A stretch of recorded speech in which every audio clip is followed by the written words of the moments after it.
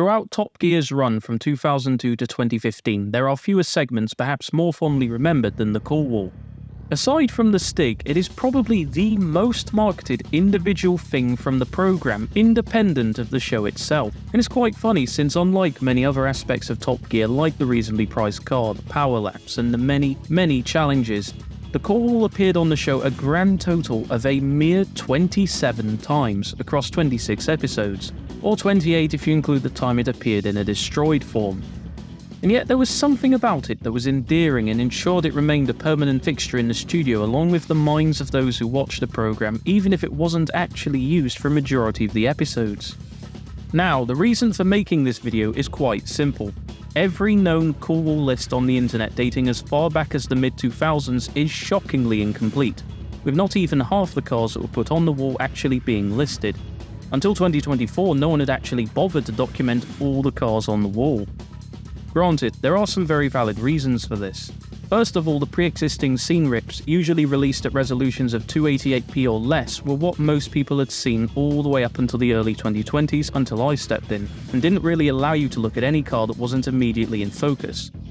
Furthermore, before the advent of Google Lens and Yandex's reverse image search, both of which I extensively used to help find the original photographs the Top Gear team used, there is no way I would have been able to find anywhere near as much as 92% of the photos ever used on the call wall, as some of them were on really obscure websites and some, such as the 2002 Ford Fiesta for instance, hadn't been officially digitized at all, forcing me to resort to an eBay photo of a brochure and cleaning it up. Certain photos, such as this one of the Saab 9-3, do not seem to exist on the internet at all, so I've had to make do with some close approximations for whatever I wasn't able to find. In the end, I think I did quite well for myself. This video aims to be a complete and definitive guide to the call wall, listing every single car that ever appeared on it, even if they were only on it for a week or two. I have tried to track down as many of the original photographs used as I can, although this has proven to be difficult, if not impossible, for certain cars, without the assistance of others or simply because the BBC obtained these photos directly through the press offices responsible, many of which have incomplete digitizations. A neat little side effect of this is that the UK market exclusive photos often originated from a doctored source that was produced specifically for the UK market, a largely unique discrepancy owing to the fact many photoshoots had to be conducted just for the UK. For companies like Volkswagen, for instance, who didn't want to make entirely new photo sets for every single one of its economy cars, this merely entailed mirroring the original European press photos, adding a fake UK number plate and airbrushing finer details such as grille badges. At the end of the video, I will show in full an image of every single car that has ever been known to have appeared on the wall, from a field in the middle of Ireland to the fabled DB9 section, otherwise known as the Aston Fridge, along with everything else in between.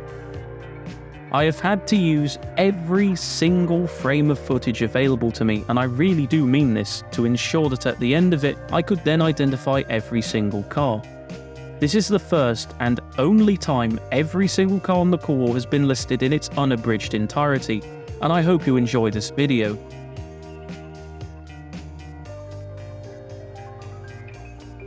Before we properly begin, we do need to talk a little bit about how the wall actually worked, because during its time it was frequently one of the most misunderstood parts of 2002 format Top Gear. It's a very cool car. Very cool. Very cool. Very cool. Yeah, pretty cool. Not a democracy here. No, you're wrong! To determine how cool a car was had really little to do with its performance, build quality, brand heritage, unless it was an Alfa Romeo for instance, or how much the hosts and audience alike liked the car in question.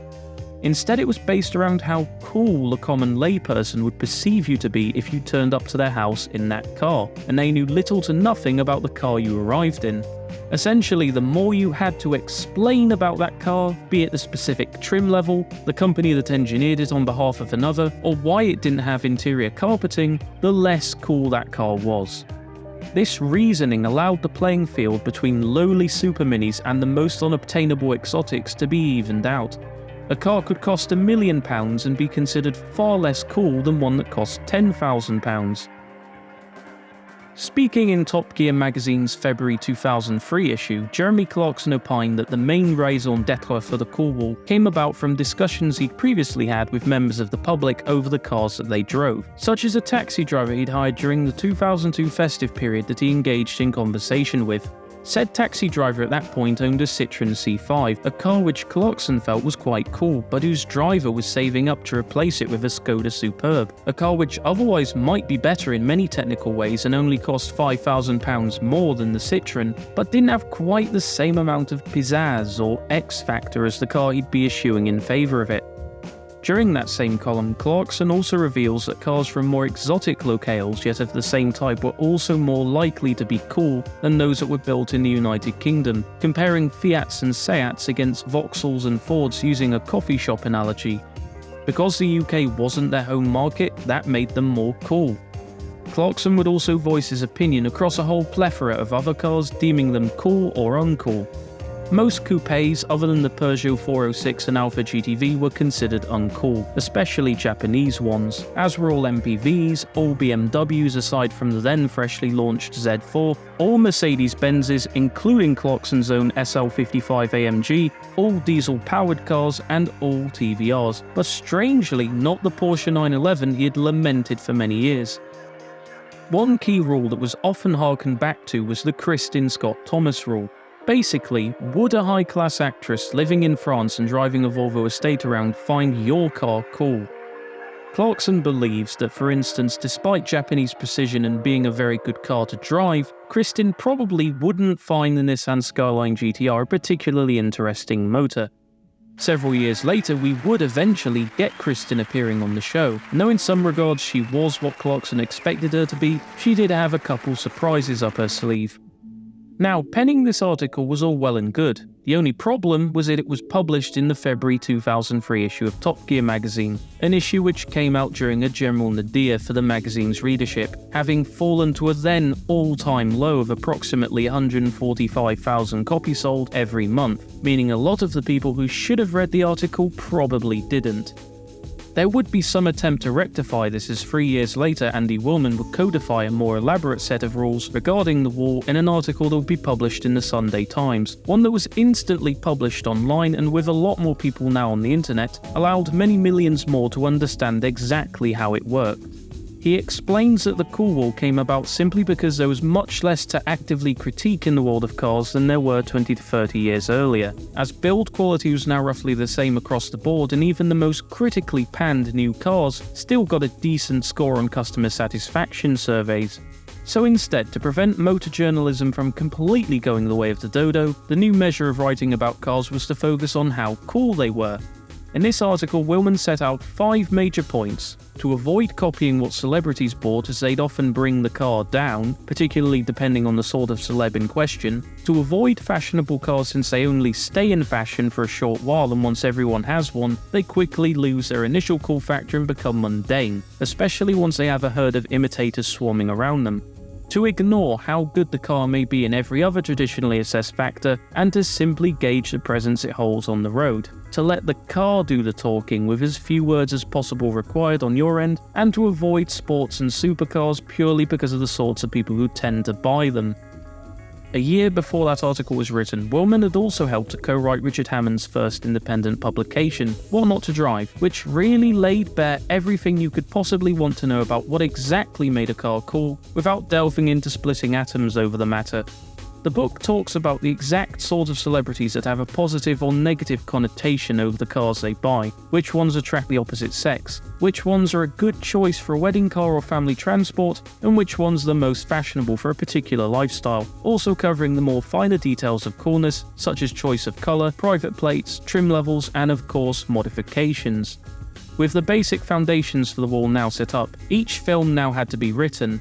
That task fell to series scriptwriter Richard Porter, who, according to his autobiography and on that bombshell, he'd go through a list of cars that were just coming out, putting himself in the place of Clarkson or Hammond, the latter who was much easier to write for, and scripting out what he expected either of the two would think about the cars in question, all while being consciously aware that a lot of it was probably going to be junked and edited out in the cutting room anyway, a point which I'll delve into later on in the video.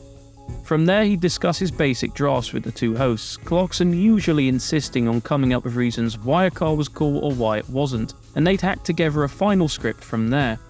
An obvious problem which then arose when it came to filming this segment is that you really couldn't show the two presenters a script while they're walking around the set trying to talk to members of the audience and holding up various photographs of cars. So a trick was then devised where some key points were hidden inside the stack of tyres placed beneath the wall, with the presenters feigning as though they dropped one of the pictures or was looking for something on the floor. And now you know why the cool wall had tyres underneath it. When it came to film day, the uncut Cool Wall films would run for about 20 to 30 minutes, which then had to be cut down to about 5 for the final edit. What was filmed would usually differ greatly from what had been scripted beforehand, with Clarkson and Hammond often improvising material completely off the cuff, particularly whenever they involved random members of the audience to participate, and they really were random members of the audience who simply went along with what the hosts requested of them. With all the groundwork now set, it was time to introduce the world to the Cool Wall. The very first time we see the Cool Wall in Top Gear, it's not even called the Cool Wall, but rather the Cool Board. Its first appearance followed the end of Richard Hammond's road test of the BMW Z4 in Series 1 Episode 6, and it was introduced as having little to do with assessing a car's actual quality or performance, but how cool one would look whilst driving it, with various factors then helping or hindering a car's inclusion, usually changing the most drastically if a footballer decided to buy one. Clarkson demonstrates this by looking at camera operator James Ramsey's personal car at the time, a Jeep Wrangler. There were 46 cars placed on the wall before the episode had started filming, and they were, from order of seriously uncool to Sub-Zero, the Chrysler PT Cruiser, the Volkswagen Beetle, the Vauxhall Corsa, the BMW 3 Series, the Toyota Celica, the Ford Mondeo, the Ford Galaxy, the Vauxhall Vectra, the Ford Fiesta, the BMW X5, the Subaru Impreza, the Lexus SC430, the MGTF, the Renault Laguna Mark II, the Jaguar S-Type, the Ferrari 360 Modena, the Land Rover Freelander, the Toyota Yaris, the Hyundai Coupe, the Audi A4, the Honda Jazz, the Toyota MR Spider, the Honda Civic Type R, the Audi A2, the Mercedes-Benz S-Class, the Range Rover, the Ford Focus, the Volkswagen Golf, the Fiat Punto, the Citroën C3, the Honda S2000, the Porsche 911 996, the Toyota RAV4, the Audi A4 Cabrio, the Jaguar X-Type, the Alfa Romeo 147, the Renault Velsatis, the Ford Sport Car, the Volvo V70 Estate, the Peugeot 206, the Mazda MX-5, the Renault Clio 2, the Citroën Berlingo, the Aston Martin Vanquish, the Land Rover Defender, and finally the Mini Cooper S as the furthest into Sub-Zero. During the episode itself, a few changes were made. Peculiarly, between shots of the Audi TT being added to the board, a picture of a Mitsubishi Evo 7 spontaneously appears in the cool section, with clear signs of it having been placed there. This is far from the last time you'll see this in the series, and means that footage of Clarkson talking about the Evo was obviously filmed and intended to be featured in the episode, but for whatever reason it was left on the cutting room floor.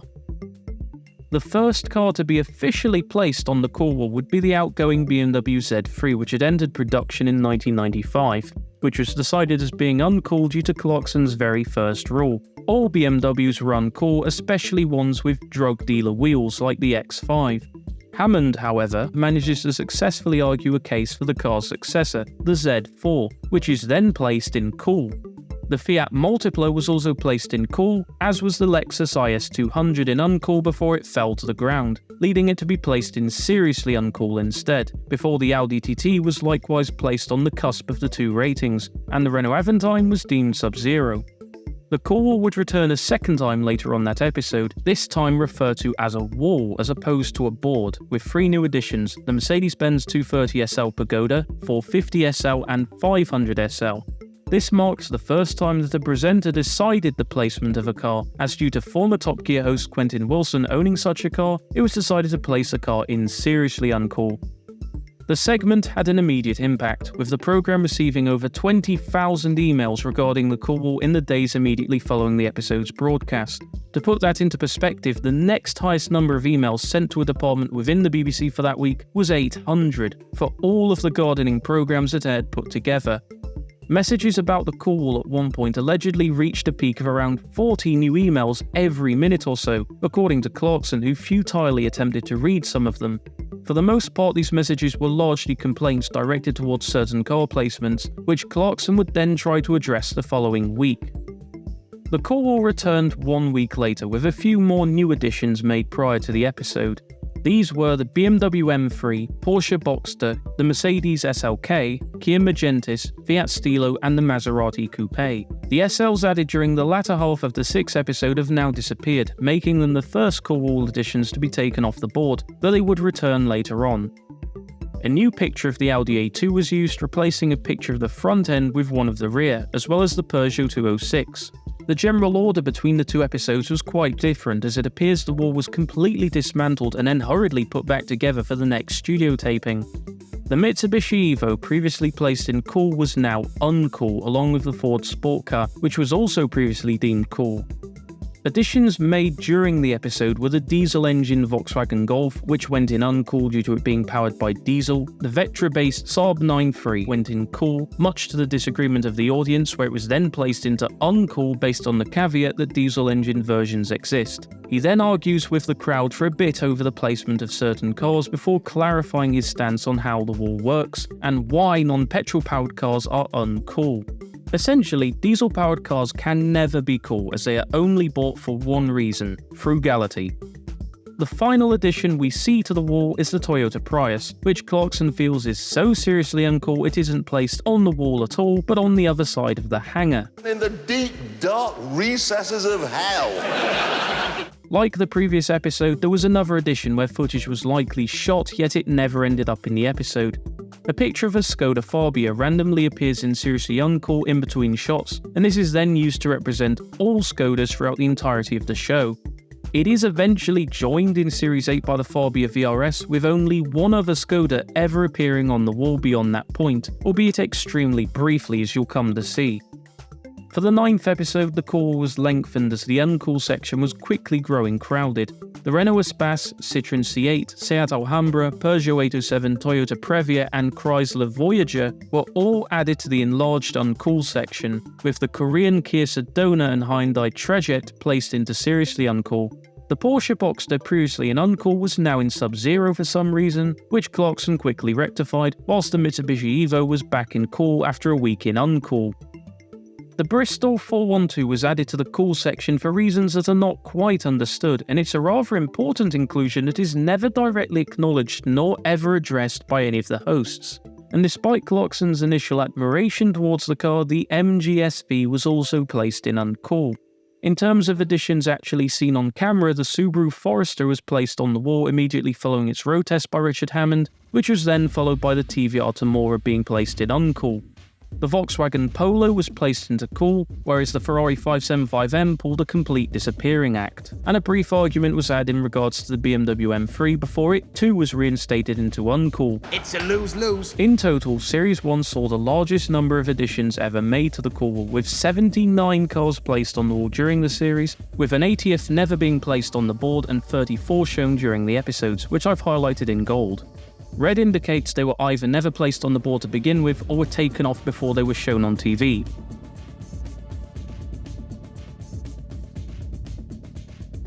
When Top Gear returned for its first full year in 2003, the call wall, along with the power lap time board and the studio lighting, would each receive an overhaul now that the BBC knew Top Gear would otherwise continue to be a permanent fixture in its lineup. Instead of Velcro straps periodically dotted alongside the wall to affix pictures of cars onto, the entire canvas was now a stickable surface, and the photos themselves were now reinforced with hard foam backs and Velcro pads on the reverse, so photos could now be stuck to the board in any position and at any angle they wanted, with a much lower risk of them falling off as we saw in Series 1. Again, between the programme going off the air in December 2002 and coming back in May 2003, several more cars had been added to the board behind the scenes. The Seat Ibiza, Mitsubishi Shogun, Ford Fink and Proton Impian were each added to uncool. The Suzuki Liana, the programme's first reasonably priced car, was added to the cool section along with the Vauxhall VX220. The Peugeot RC Cajo, the diesel-powered sports car that Richard Burns briefly drove, was added to cool despite the fact it was A, a concept car, and B, powered by a diesel engine. A few cars added late in the previous series, such as the TVR Tamora and Ferrari 575M, were already absent from the board, And these wouldn't be the last to inexplicably disappear between series, or in at least a couple of instances, episodes. Some of the pictures were updated, such as every car in Sub-Zero aside from the Land Rover Defender and the Renault Velsatis, whilst many of the cars were also reappraised. The Mitsubishi Evo now firmly straddled the gap between uncool and cool, with the Fiat Stilo, MG SV, Audi A4, Renault Espace, Saab 9.5 and Toyota MR Spider now in cool after having previously been deemed uncool. The Citroën C3, previously considered cool, was now demoted to uncool, with the R129 Mercedes SL, at one point the worst car on the wall, promoted to a high uncool rating. The Skoda Fabia, Hyundai Trajet and Kia Sedona, also in seriously uncool during Series 1, were likewise bumped up to uncool. Finally, the Maserati Coupe, previously in uncool, was moved to seriously uncool for an undisclosed reason. Additions made during the premiere episode of Series 2 include the Volkswagen Beetle Cabrio, which after some argument between Clarkson and Hammond is begrudgingly added to cool, along with the Ford Streetcar. The Smart Roadster is added to Sub-Zero, and due to only 200 Renault Avantimes being sold, Jeremy Clarkson is forced to admit the car was a flop and takes it off the board, as no one is buying them.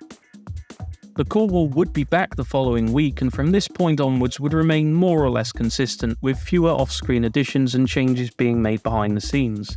However, this doesn't necessarily preclude them from still happening. After the Rolls-Royce Phantom is added to uncool, a photo of a Maybach, seen only in Clarkson's hand, then magically appears at the very bottom of Seriously Uncool, once again indicating that footage of Clarkson talking about the car was filmed, but then cut from the final episode for an unknown reason.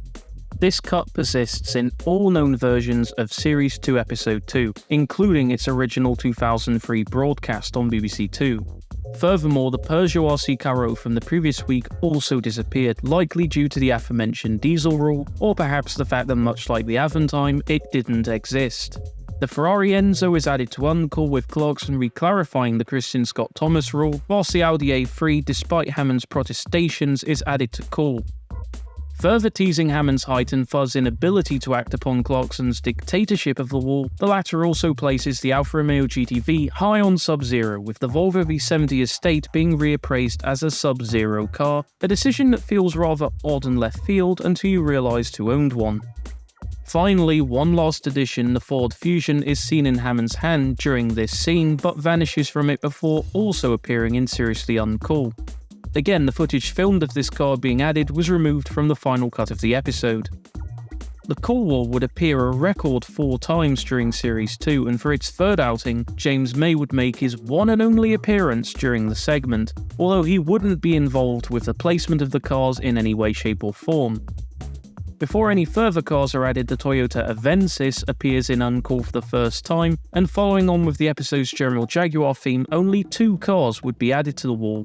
The Jaguar XJR, which is placed towards the front of Cool with Hammond unsuccessfully arguing for a Sub-Zero inclusion, and the base model XJ, which is placed in Uncool because of a specific problem Clarkson notes with the majority of the Jaguar range at this point, which he kindly demonstrates using his face. That's incredible, man. In Series 2 Episode 6, the Cool makes its final appearance for Series 2, and again a couple new cars were added without their inclusion being explicitly stated. The 2003 Porsche Carrera and the classic Fiat 500 goes in cool, having been shown on TV just a matter of minutes earlier as part of the Greatest Car competition by Pink Floyd drummer Nick Mason. Though you'd be hard-pressed to see it on the wall, as not only was its picture very small, it appears it was fastened to the board by having the picture of the Fiat Punto pin it down from above, and the relocated Maserati Coupe, having previously appeared in Uncool and Seriously Uncool, now promoted to Cool specifically just to pin it from the bottom. The Triumph TR6, almost certainly due to James May's retrospective piece from the week prior, appears in Sub-Zero, though its placement is never spoken of, and it disappears from the board just as quickly as it first appeared. The Alfa GTV was demoted from Sub-Zero to Cool, and the Mitsubishi Evo was also slightly demoted back into Uncool, with the Ferrari Enzo now occupying its former spot. The picture of the Porsche Boxster was replaced with a red example, whilst the Honda Civic Type R, Ford Sport Car and Audi A4 were all promoted to Cool, having each been previously considered uncool. The Toyota MR Spider, previously having been moved high up the cool section, was strangely demoted all the way back down to a low uncool rating with no explanation given. During the episode itself, 4 new cars were added. The Mercedes-Benz SL55 AMG, at the time Jeremy Clarkson's personal car, is placed into uncool at Richard Hammond's insistence, due to one of the car's other owners being the orange-faced host of Supermarket Sweep, Dale Winton. Clarkson decides to retaliate by bringing out Hammond's car, a 1982 Porsche 911 SC with the steering wheel on the wrong side and a fake Carrera whaletail spoiler on the back. This gets dumped into uncool, before finishing up with the then new Mitsubishi Evo and Subaru Impreza, which was slapped bang in the middle of the board. The show's first real argument was held with the Peugeot 206 GTI, whose picture actually replaced the standard 206s back in Series 1 and resulted in a stalemate, although by the time Series 3 rolled around, it was back in cool. Want to know something really interesting, and why I skipped several numbers back there? Because there was actually another Cornwall film shot in Series 2, intended for the 5th programme of the series. It was supposed to come between the film where Richard Hammond pitted a rally crew against a group of girls going out for the night, and the episode concluding Renault Clio V6 track test. However, for time constraint purposes, the entire film was virtually deleted in its entirety. But we know it had to be a Cornwall film for two simple reasons. Because not only was the wall out and the hosts were immediately in front of it, but Richard Hammond is holding some cards, 5 of them to be precise. Now, given there's only 1 or 2 shots of these cars, identification should be impossible here. However, I believe I have managed to identify all 5, with only one I'm not 100% certain on. The first 2 of these cars were added to uncool, this one being the first and the wall's 100th inclusion overall. Now, despite being a very degraded image, it should be fairly easy to tell what this car is right off the bat. From the colour, to the very long sleek nose, the convertible Targa roof and those telltale headlight mounts, this is quite obviously the classic Porsche 911, produced from 1963 until 1988. I can't distinguish it any further than that because this is something most Top Gear viewers were never even given the chance to see, and this is the only viable shot that's available to us from the highest available resolution rip that exists. Furthermore, towards the bottom of uncool is another generation of 911, the 964. This is the only time either of these cars appear on the cool wall, as they've both disappeared by the following week's episode. In cool sits quite clearly a Triumph Stag, before there are 2 new additions made in Sub-Zero, with one of these surviving for an extra week. This first car is absolutely something boxy and British from the early 1960s, and after hours of searching, I'm about 80 to 90% sure it's a 1959 Morris Oxford, because I believe I've matched the location of the photo to this place, which looks like this when you colorise it. There is always a chance this could be something smaller, such as a Triumph Herald or Austin A40 that were manufactured in the same general time period, but only the Oxford is known to have been photographed at this location, and the seemingly square-shaped grille and possible two-tone roof would otherwise corroborate the notion that this is indeed an Oxford over any of its rivals. The second of these is a Triumph TR6. Now, this segment is never addressed as a Cornwall film, even though it technically is, because it has been extensively edited in such a way that removes just about every single reference to it being anything other than a junction between 2 films in the episode. It wasn't until October that I went back through the footage in case I'd missed anything and discovered this in the 5th episode, largely due to curiosity over why the TR6 appeared the following week. Through its 4.5 appearances, Series 2 added 31 cars to the initial count of 80. The Cornwall would be put into a sort of hibernation until it made its next appearance 7 whole episodes later, in Series 3 Episode 3, where there were of course a fair few more changes. 7 cars had been placed in the Sub-Zero section at the end of Series 2, but come Series 3 only 3 of these cars, the Vanquish, Defender and New Mini, remained, with the other 4 cars demoted. The Smart Roadster was moved from Sub-Zero down to cool, as was the Volvo Estate. The Renault Laguna was bumped down to uncool, and the Triumph TR6 was taken off the board entirely, making it a 1-episode wonder and not the last either. The VX220 was moved down from cool into uncool along with the Maserati Coupe, the Toyota MR Spider was once again bumped back up to cool, and the Ferrari Enzo was moved from the centre into definitively cool territory. Furthermore, the pictures used for the Chrysler PT Cruiser and Renault Clio were updated, since the original PT Cruiser photo wasn't actually of that car, but rather an obscure concept known as the Chrysler California Cruiser. As was the way at this point, there were yet more off-season additions made, a whopping 15 to be precise. The least cool of these, to perhaps complement the 911 Turbo and further tease Hammond for his taste in cars, was the Porsche 911 Speedster. After this, there's a Renault Clio V6, Daihatsu Charade, two separate versions of the Volkswagen Lupo, the petrol and diesel models, with the latter being fastly removed, likely to avoid confusion in the same manner as the Golf, the Hummer H1, Caterham 7, Ford Focus RS, Koenigsegg CC8S, Citroën C2, Volkswagen Golf R32, Bugatti Veyron, Subaru Legacy, Alfa Romeo 147 GTA, which closely accompanied its base model, and finally the Renault Megane 2. It should be noted that a second photograph of the Koenigsegg appears in call for many episodes thereafter, even though the only difference between the cars in both pictures is the colour. The Veyron is also a bit of a surprise given the car was still a full 2 years away from hitting production at this point and should not have been counted.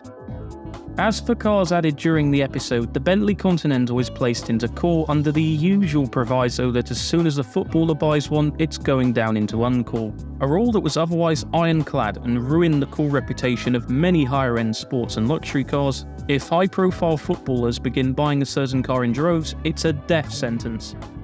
This is despite the fact the Aston Martin Vanquish has remained in Sub-Zero the entire time, even though all the way back in Series 1, the team covered a story in the news where Rio Ferdinand was ticketed due to the width of his Vanquish exceeding the maximum permitted width for a parking space, a fact that seems to have gone ignored among those maintaining the call wall. The BMW M3 CSL was unanimously placed into seriously on call on account of the sort of person that would buy one, and then we come to the Ford GT, one of the wall's most infamous residents.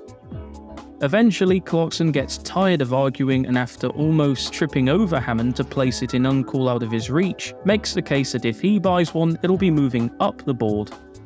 The Porsche 911 GT3 is next, and after consulting two female audience members who think the idea of talking about the car is cool, is forced to place it into Sub-Zero. There's a minor cut involving the placement of the Renault Scenic, where the car disappears from Clarkson's hand only to magically appear in uncall a few moments later, following a discussion with an off-duty policewoman. The final car to be placed on the board at the beginning of Series 3 is the new BMW 5 Series, where after Clarkson exclaims it will be bought solely by people who play golf, is placed at the very bottom of Seriously on Call, making it the least cool car since a Toyota Prius all the way back in Series 1. The call will return 2 weeks later, and although there were no off-screen additions made during the intervening week other than Hammond stating they've cleaned the wall up, which included sneaking Hammond's own Porsche into call, there will be a surprising few which show up at the very end of the film. The Mazda RX-8 is argued about in much the same vein as the Ford GT in the third episode, except this time, Hammond scores a rare victory over Clarkson, asserting that the RX-8 has to be cool because it allows you to say the word wankle on television. After some deliberating, the Lamborghini Gallardo is placed into uncall via the Kristin Scott Thomas rule, as it's said that only 11-year-old boys and aging rock stars would find it cool.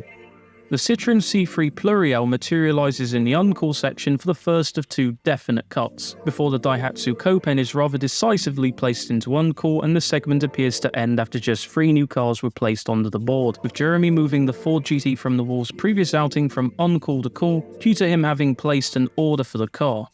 However, if you watch the board carefully, you will notice that during the final 2 shots between the end of the segment and James introducing the Fiat Panda film, the wall suddenly becomes quite a bit more populated, with no fewer than 3 further cars, in addition to the aforementioned Pluriel having their coolness assessed and placed on the wall, but were omitted from the episode for time constraints and pacing, likely thanks to sharing airtime with the first half of the infamous Toyota Hilux film. These are the Invicta S1, which was added to uncall and survives a fair amount of years on the board despite never being directly acknowledged, the Vauxhall Signum perhaps rather surprisingly being added to call, likely reflecting Clarkson's positive sentiments towards the car, and the Saab 9.5 Aero, which funnily enough was also a Vauxhall Vectra underneath. The wall would return 2 weeks later for the next episode, with Hammond humorously pointing out that all the Fords, Clarkson's future GT included, had now been moved to Sub-Zero.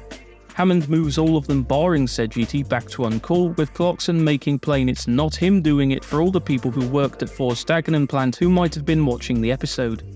The first car added to the board that week was the Holden Monaro, which is placed into call with no explanation required. Per a Hammond film aired earlier that episode, a pair of French coupe cabriolets based on the Renault Megane and Peugeot 307 were added to call, much to the audience's collective displeasure, with the hosts coming to a compromise that despite this, they were going out of fashion and quickly moved down to uncall. But that wasn't quite it, as in another instance of blink and you'll miss it, 2 final cars were stealthily added to the wall. Their inclusions omitted from the final episode, and these were the Volvo S60R added to Uncool and the Volkswagen Phaeton, which straddled the gap between Uncool and Cool in the same vein as the 2 road-going rally cars from Series 2. In total, 33 cars were added to the Cool Wall during Top Gear's 3rd series. The Cool Wall would return 4 episodes later in May 2004 for the show's 4th series, where again there were some extra cars placed on the wall in between going off the air. The Mercedes-Benz CLK Cabriolet was added to Uncool, and the Nissan 350Z was initially placed into Cool, although the show's opinion of the car would eventually sour, whereas the facelifted Alfa Romeo 156 was also added to Cool. This was followed by one of the more damning verdicts of an individual car, the City Rover, which was placed indiscriminately into seriously Uncool, with even its hatchback underpinnings unable to save it from a merciless trashing. In what was certainly one of the better aged placements, the Ford Fiesta ST was placed more or less at the bottom of Uncool. This was of course followed by the Ferrari 612 Scaglietti, where they make the argument it's partially uncool because it will be driven by accountants named Ken, apparently the least cool name of all time.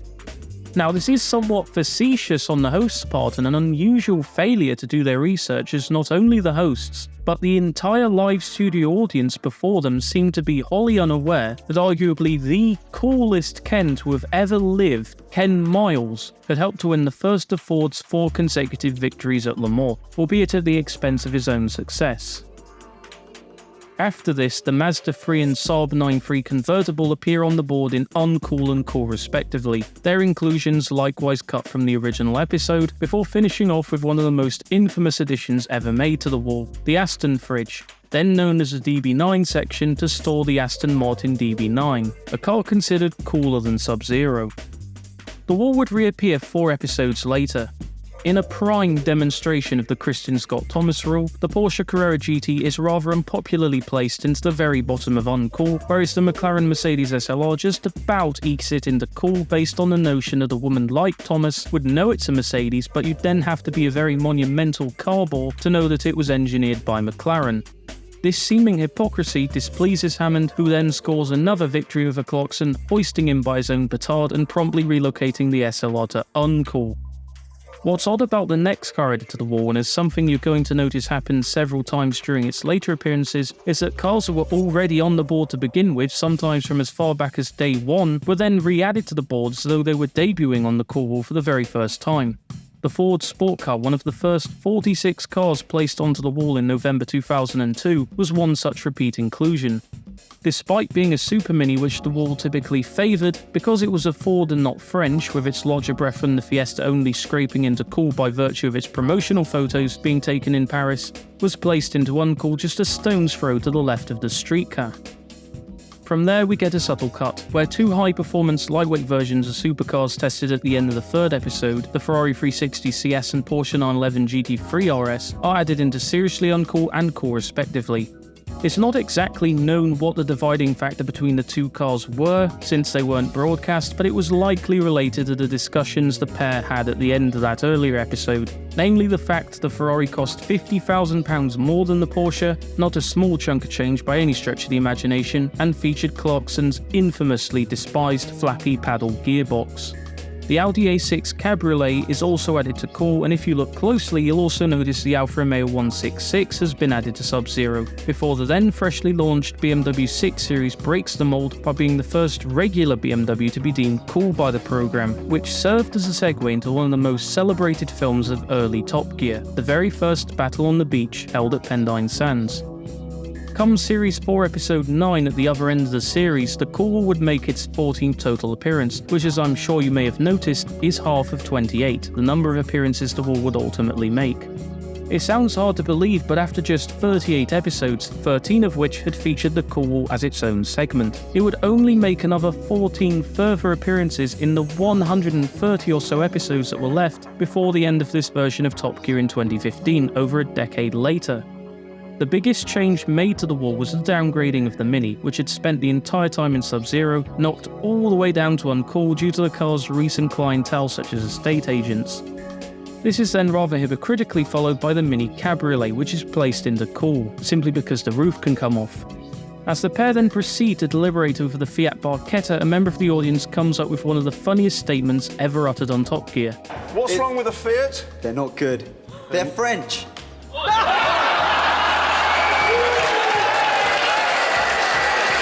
Following that debacle, the Maserati Quattroporte is next to be assessed, where it is placed in an area of the cool wall that is borderline sub-zero, the automotive equivalent of liquid nitrogen. Whilst asking the crowd for their opinion on the Maserati, Clarkson asks a very striking member in a red shirt with an appearance not too dissimilar to former Top Gear host Jason Dorr before setting up for the next car to be added to the wall, the Ford C-Max. Except this car doesn't end up on the wall as Jezza decides to stick the picture of the C-Max to that audience member's t-shirt, setting a new paradigm in uncoolness. This is followed by the Toyota Corolla Verso, which is also fixed to his shirt, although later on it's properly added to the board in uncool. Another cut reveals that the BMW 1 Series is also added to uncool at quite an extreme angle, and is a bit easier to see in subsequent appearances once the camera and lighting had updated. Concluding Series 4's cool segments is the Ford GT, which is reassessed now that it's confirmed Jeremy will be getting one. It's here a crucial rule is introduced for the very first time. If one of the three presenters buy a car that is to be discussed on the cool wall, that car is automatically deemed seriously uncool no matter what, with the GT now moved to the interval between seriously uncool and uncool, to be moved down lower once Clarkson had actually received the car. 22 cars would be added to the wall during Series 4, with 2 additional cars, the Ford Sport Car and Ford GT, reassessed from prior placements, bringing our running total up to 166. However, I do feel it's important to note that this wasn't representative of everything placed on the wall that only the most eagle-eyed viewers or people who were actually at the filming sessions would have been able to spot. Around this time there were some bizarre wall inclusions which of course weren't explicitly shown in the episodes, where for Series 4 Episode 5 saw 2 photographs added to Seriously Uncool only for that episode and the subsequent Cool Wall film that aired 1 month later. The photos seem vaguely familiar, but since they don't depict cars, I haven't counted them, and have chosen not to make any attempt at identifying them. Similarly, in Series 5 Episode 2, it seems Clarkson and Hammond have had quite a bit of fun adding various other non-car related pictures to the wall, such as Renault Formula 1 team boss Flavio Briatore along with driver Fernando Alonso in Cool, and Pink Floyd album Dark Side of the Moon next to what is an as of yet unidentified photo what is very likely to be the band's drummer Nick Mason, who lent the program his own Ferrari Enzo for that episode. The Renault-related inclusions likely had something to do with securing access to their F1 car, who under test driver Heikki Kovalainen, dressed as the Stig, would set a power lap around the test track later that series. What's mildly interesting to note, although these are likely clerical errors, is that on the official Top Gear website, whose Cool Wall page was likely written around the same time Series 4 was broadcast, the Citroen C5 and Lexus LX series are both stated to be classified as uncool cars. However, with all things considered, these are more than likely to be typos, but may be based on a version of the wall that never ended up appearing in an episode, the 2 pictures removed before the wall returned to air. Top Gear's Cool Wall would return in Series 5 for the first of 2 occasions that season, the first of these in the show's 2nd episode. 4 cars were added to the wall before the cameras started rolling, and these were the Volvo S40, which takes an age to identify because of how out of shot the picture is positioned in most of the episodes it then goes on to appear in, and the new shaped Vauxhall Astra, both of which are in uncool. The Spiker C8 is also added to Cool and appears only twice, reappearing in the 2nd Series 5 film before disappearing from the board entirely. As a result, it took until the final few days I was putting this documentary together before I finally noticed this car. Also of note is the Vauxhall Astra SRI, another Series 5 exclusive inclusion, which appears even further down in Cool, and what's really strange is the fact the Vauxhall Vectra sits next to it, having been reclassified from uncool. This is then followed by the Vauxhall Monaro as opposed to the earlier Holden version placed on the wall in Series 3, where much of the same conclusions had arrived as last time, that the car is very cool with little explanation required, but not Sub-Zero as it's Australian and Australia haven't produced anything cool, despite Richard Hammond mentioning rounding up cattle with a helicopter, which Clarkson had done around a decade earlier in Motorworld. This is then followed by the Ford Focus Mark II, which is placed on the board in uncool but not shown in the episode. The freshly launched Porsche 997 is added to the very bottom of uncool, not so much because it's a Porsche, but because Clarkson used the version he had been presumably road testing to take his children to school, and he could subconsciously sense they were going to be made fun of. After this, there's another cut as a Citroen C4 is placed onto the very bottom of cool and the pair begin debating with the audience as to whether the Mercedes-Benz SLK is a cool car or not. Generally, the audience reaches a cool consensus, only for Clarkson to place it in uncool anyway because of a bombshell he had learned leading up to the episode. Wayne and Colleen Rooney had ordered one. This leads it to being placed at the very bottom of Seriously Uncool as that episode's least cool car, before another roadster, the convertible version of the Nissan 350Z, is placed into the threshold between Seriously Uncool and uncool in footage that never made it to TV. It slots in behind the coupe version, which is nonetheless still in uncool. The Subaru Legacy wagon is then very slyly added to cool during yet another sequence that wasn't shown on TV. And though we never get a clear shot of this vehicle during the 2 episodes that photo is shown, come Series 6, this photo appears on the wall in precisely the same spot, next to the saloon version of the Legacy, so it's fairly safe to assume that this earlier picture, given the shape of the C-pillar, taillight and overall wheelbase, is also of a Legacy wagon. Finally, the Ferrari Enzo is reassessed, where Clarkson has a rare agreement with members of the audience who deem it uncool because of the fact only 399 of them were made, echoing a similar reason as to why the Renault Aventine was also taken off the board, and also because it was difficult to imagine anyone cool owning one, other than Nick Mason of course. The Enzo therefore takes its place as the wall's second least cool car. Following the road test of the new Ford Mustang GT 5 episodes later, Jeremy Clarkson segues into the Cool Wall segment that time around by commenting that the car perfectly typifies what the Cool Wall was all about. The underpinnings might have been ancient, still using a live rear axle which most European marques had phased out decades earlier. The build quality might have been fairly poor, and the car itself ill-suited to driving on the much thinner UK roads, but it's still a very cool car to turn up in, and is therefore pushed to be as cool as it can possibly be without being classified as Sub-Zero. The same, however, cannot be said for the Dodge Viper SRT10, which spawns at the absolute bottom of Seriously Uncool for reasons that are rather annoyingly left on the cutting room floor. It's not known what this car did that was so bad given that Clarkson loved it, but it's in Seriously Uncool nonetheless. The Jaguar S-Type Diesel is next, and despite being a good car to drive, its diesel engine lets it down, meaning it is poised towards owners who are more frugal, and therefore despite a brief well-meant argument with a male audience member, the car is summarily placed slap bang into the middle of uncool. The Smart 4.4 seems like it's about to be classified as cool, as even though the audience initially groans and Clarkson exclaims that Hammond was filmed weeing in it a few episodes prior, those factors did not necessarily work against its favour. That was until a female member of the audience blurted out that her mother liked it, much to the latter's shame, and because of that, at the very bottom of Seriously Uncool it went. A couple of further cuts are then made concerning 2 Chrysler products in addition to the Seriously Uncool Viper. The Crossfire convertible appears in uncool, whereas the 300C appears in cool. The Morgan Aero 8 GTN is disputed between Clarkson and Hammond, the latter voraciously defending his favourite marque by stating that its cross-eyed appearance made it more cool and that he himself would be more of a heartthrob were he cross-eyed, which only serves to annoy Clarkson to the extent that he jumps in order to place it as high up and cool as he can, keeping the card out of Hammond's reach, before starting to bring the segment to a close. This isn't before a mystery white hatchback is very briefly seen in Clarkson's hand, which is suspiciously VAG-like. Though we don't get a better look at it once it's placed at the very top of cool, a similar argument likely brewing between the two hosts, its distinctive appearance, the fact it was test-driven earlier in the series in much the same vein as the Morgan, and how the promotional photo is in white, which is rare to see due to the fact that colour doesn't lend itself well to showing off the car's lines. It is almost certainly a picture of a Mark V Volkswagen Golf GTI. Series 5 then ends with a rather surprising conclusion regarding the last car to be placed on the wall that series, the Toyota Prius. In the past, its predecessor had been placed into the self-proclaimed depths of hell as an inconceivably uncool car. However, with the then recent rise of Hollywood celebrities investing in the Prius as an environmental statement, Clarkson feels compelled to place the Prius into cool as the 20th and final car added to the wall in Series 5, although of those 20, only 8 were actually shown on screen. Another winter gone, the wall returns at the beginning of Series 6 of Top Gear for the first of 3 times that series, where Clarkson has an important announcement to make.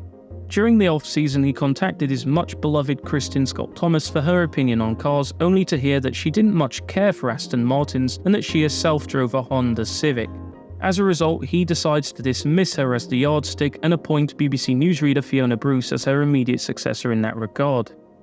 Once again, a fair few cars have been added to the wall while the show was off the air. 12 of them to be precise. From seriously uncool to Sub-Zero, these are the Pagani Zonda F, the Toyota Aygo, the Vauxhall Astra Diesel, the Peugeot 406 Coupe, the Citroën C1, the Audi A6, the Mercedes-Benz CLS, the Peugeot 107, the Jaguar S-Type R, the Volkswagen Touareg, and finally the Land Rover Discovery, or more or less every road car that had been tested by the program since the middle of Series 5.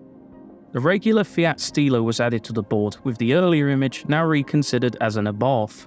The Ferrari 360 Spider also appears in the upper echelons of cool. Because the wall distinguishes between the Spider and Scuderia versions of the 360 successor, the F430, I consider this inclusion to be its own distinct model separate from the Modena, which had disappeared from the wall a number of years earlier. Many pictures on the wall as they stood at the end of the 5th series were replaced with newer updated images for 2005, although the Toyota Prius and Mark V Volkswagen Golf were both erroneously replaced with photographs of their previous generations. Odder still is that the photo for the new Prius remains on the board except in uncool. The first car to be deliberated upon this time around, and is likely the reason why discussion on this car was cut out from the previous series, is the Chrysler 300C. Due to several footballers owning one, Jeremy Clarkson scales the wall in order to put the 300C in a highly seriously uncool position, only to get into something of a fight with Hammond that makes Clarkson pick up the photo of the 300C and throw it into the audience in a temper. Hammond laments the fact he keeps losing and prepares one of many ultimatums. Clarkson then comments that the VW Golf has been recently bought by the Pope and asks if Hammond would like to move it up a bit, before echoing the same sentiment towards the Maserati Quattroporte now that Bono from U2 has bought one, or as Clarkson puts it, Bonio out of U2. They proceed to argue a bit with the audience, having themselves a fair spot of banter in the process. The Mitsubishi Evo is what? Cool. That's honestly, I'm not joking. You remember when Neville Chamberlain got off the plane, waved a piece of paper around? That was the last time someone was as wrong as you've just been. Finally, the time has come to add a genuinely new car to the cool wall. The first and only new addition to the wall that episode, and quite fittingly its 200th inclusion overall, not that the show knew this, is the Alfa Romeo Barrera. Alfa Romeos were always received very favourably at this point, the brand essentially a contemporary version of Lancia. But rather than go on the wall, the picture of the Barrera is supposedly taken by Hammond to the lavatory for a more thorough assessment, although 6 episodes later, once the cool wall makes its next appearance, it's rather predictably at the head of Sub-Zero from which it never moves. Meanwhile, after years of humiliation and overruling by his tooler compadre, Richard Hammond begins to plot his revenge. One day, You'll still lose. Hammond wouldn't have to wait long for his shot at revenge, as Jeremy Clarkson's double whammy of Monaro-inflicted slip discs on top of his osteoarthritis diagnosis greatly limited Clarkson's range of movement, a debilitation which allowed Hammond to really revel in the occasion and take advantage of his weakened state. This segment gets off to a promising enough start as the pair agree in regards to the Aston Martin DB9 Volante, and that it's a thoroughly awesome car on the whole, placing it firmly into Sub-Zero, but it quickly dovetails from there. The Cadillac CTS appears in seriously uncool, likely citing the fact that less than 50 CTSs had been licensed throughout the entire country for a car which Cadillac swore would help to win Europe over after its earlier failure of the STS still lingered in the company's memory. The next car to be shown added to the wall is the Maserati Grand Sport, where Richard Hammond states it's a cool car, much to Jeremy Clarkson's chagrin. Taking advantage of his ailments, Clarkson soon finds himself at Hammond's mercy, the latter placing it in cool. The Peugeot 1007 is next, which Hammond promptly places in uncool despite the fact it's a French super mini, with Clarkson lamenting that the hamster was ruining the cool wall with the executive authority he was imposing upon it. Things do go a little bit easier with the Fiat Panda, which the pair agree is a very cool car despite its slow acceleration time, as it's great value for money and four-wheel drive, which annoys environmentalists, seeing the car placed high up on cool. Conversely, the Range Rover Sport, which had been previously tested in episode 1, sinks near the bottom of uncool after Hammond admits he ran into Paul Danon of the ill-fated celebrity Love Island 10 years before it became a Gen Z phenomenon, Danon admitting that he wanted one. Clarkson debates as to whether the car or Hammond himself is less cool due to the latter having ran into him. Finally, all hell breaks loose with the final car to be judged in this episode, the Mercedes-Benz SLK 55 AMG, which earlier that episode Clarkson had put through its paces in front of a sniper team. Clarkson argues that the car is cool, whereas Hammond disagrees, and the pair resort to picking out a pair of audience members to fight in their stead. Eventually, as can be seen from the next time the Cool Wall is featured 4 episodes later, Clarkson evidently wins and the car is deemed Sub-Zero. After a road test of the Ford F-150 Lightning, which ended in a way only Top Gear could have got away with, it's unsurprisingly placed in Uncool.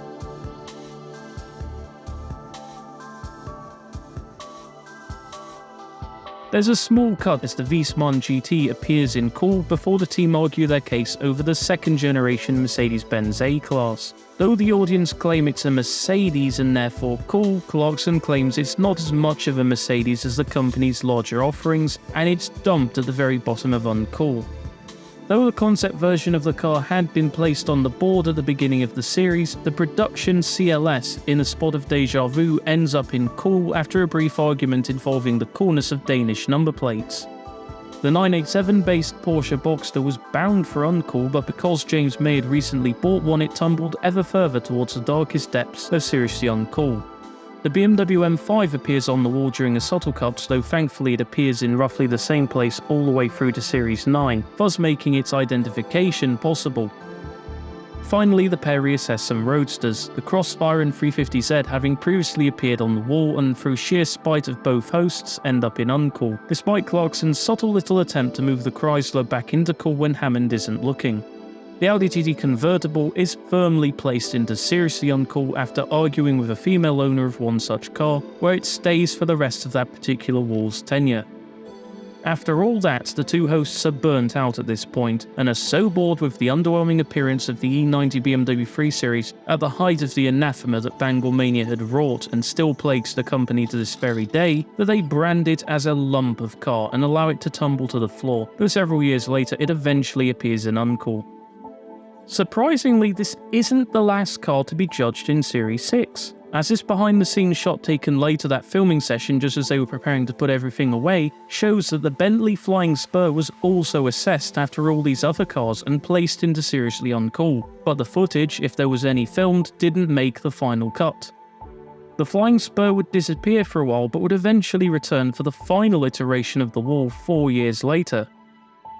In total, Series 6 added 29 new cars, although this doesn't include the 8 reassessments of pre-existing cars that had previously been added to the wall. 9 if you include Clarkson mentioning the Bentley Continental in red, which was used as an example as the sort of car Christian Scott Thomas actually liked. The Cool Wall would make its first and only appearance in Series 7, its 19th total, slap bang in the middle of the season, during Episode 3, where a couple of further cars had been added to the wall during the off-season. The Jeep Wrangler made its long-awaited debut in Uncool, whereas the Renault Megane 225 is put into Cool. The first car to be debated on is the then new Aston Martin V8 Vantage, where Hammond attempts to argue that it's uncool since it's a baby Aston, a negative connotation that makes Clarkson angry. Jeremy then seizes the card from Hammond's hand and chucks it into the Aston fridge to the general approval of the audience. Now, if you look carefully as he does this, you'll notice what the next card in his hand is. It's the Audi RS4, which in the previous episode of Top Gear, he'd used to try and beat a pair of mountain climbers up the side of a mountain and back down again in an ultimately losing effort. This car is not shown being added to the board, but in the next shot it appears in a low cool position, and is in fact the first of 4 cars added during an entire cut subsequence of wall placements that were removed from the final episode. Firstly, there's the Porsche Cayman S, situated immediately next to what is quite clearly a Ford Focus ST. However, these are nothing compared to the next car that's placed much higher up the board, whose picture took ages to correctly identify. This car appeared in only 4 episodes of Top Gear that featured the wall prior to its destruction, and in every single one of them it's in a position that either results in the hosts parking themselves in front of it, or it's so high up the wall that the camera can't even focus on it once.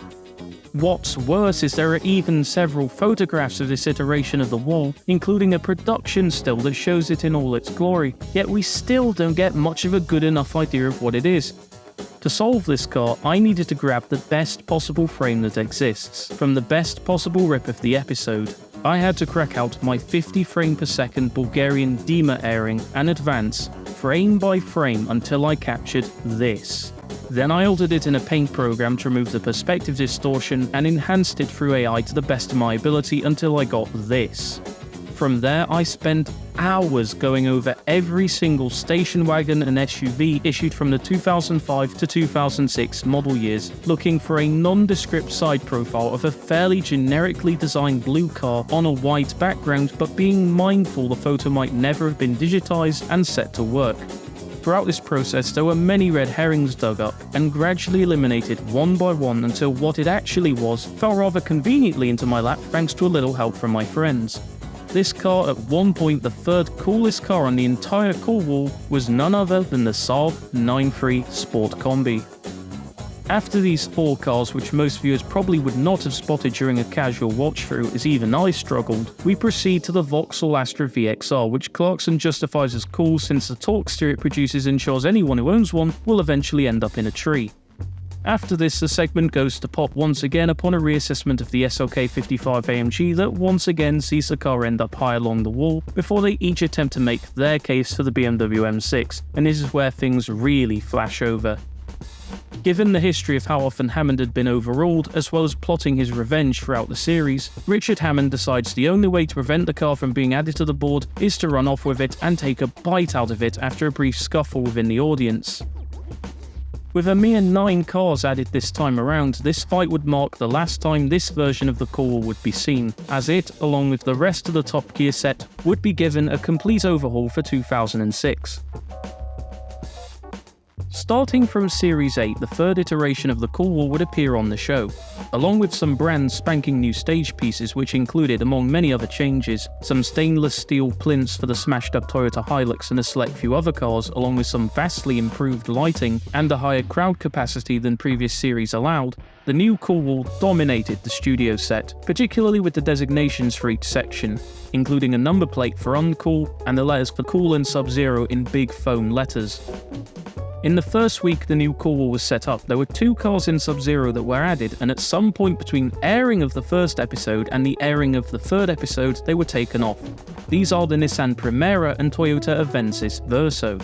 Given that they were both Japanese road cars that Clarkson would claim epitomised the country's tendency to build mobile white goods as per his scathing review towards the 1990s Toyota Corolla, it's probable these 2 were added as a bit of a laugh until one of the 3 hosts actually noticed, but since they did appear on screen, albeit at an imperceptibly low resolution, they have been included in the running total.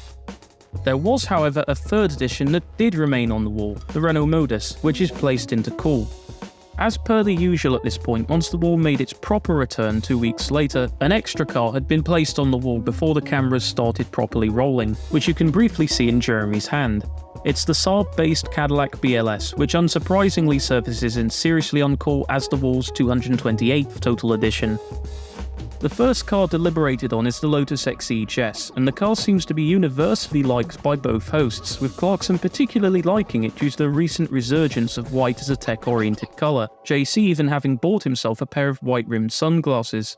It all goes to pot, however, when a short-swearing audience member interjects, and the Lotus is sadly moved to Uncool because of this. The pair then contemplate over this new Malaysian Super Mini and favour its chances until its name is revealed, the Proton Savvy, which dooms it to a fate as a deeply uncool car. In yet another blink and you'll miss it moment, a distinctly yellow car appears in Seriously Uncool. Further analysis shows this car to be rather clearly the then new Chevrolet Corvette Z06. This is then followed by the Korean-built Chevrolet Lacetti, then having recently taken its throne as Top Gear's second reasonably priced car and goes into Cool. Next up is the Nissan Microcross Cabriolet, which after some mock contemplation is unceremoniously dumped to the bottom of Seriously Uncool as its new least cool car. The Jaguar XK follows and is begrudgingly placed into Uncool after some discussion with the audience members due to the car's boot allowing a set of golf clubs to be laid within it. Now if you pay attention, you'll notice the newly introduced Honda Civic is in Clarkson's grasp in several shots, but after close examination of the wall, it doesn't seem it was added that episode, so we'll keep it in mind for next time, as the segment ends with the Koenigsegg CCX, which after the Stig's escapades a couple of weeks prior, earn it an unusual high cool rating unlike most hypercars added to the board at this point, but disappointingly this wasn't to last. Now we must move on to do the Cool Wall! The wall returns in episode 5, this time with the aforementioned Honda Civic that the hosts couldn't decide on, now in a high uncool position, as well as the BMW Z4M Coupe, which came this close to being the wall's only unsolved car, since across the 2 episodes it appears in, this is legitimately the best look we get of it, until I checked through the episodes leading up to its inclusion and figured out it was more or less the only car from those first episodes of Series 8 not to be added to the wall, with the very peculiar white to lilac sky gradient giving away that it has to be the same photo as this one. Immediately to the Z4's right is the new shaped Seat Leon, also at the very top of uncool, and the only reason we know what this is because it's moved into cool for Series 9, putting it in direct focus of the camera and giving us a much better look at it. The first new car to be added to the wall properly is the Citroën C6, which due to arguably being the last great Citroën saloon is deemed exceedingly cool, in the same manner that the cool French guy from movies such as Léon and Ronin is, only for it to be revealed much to Clarkson's horror that his name was Jean Reno. On the topic of French, the Peugeot 207 is subject to an unusual decision.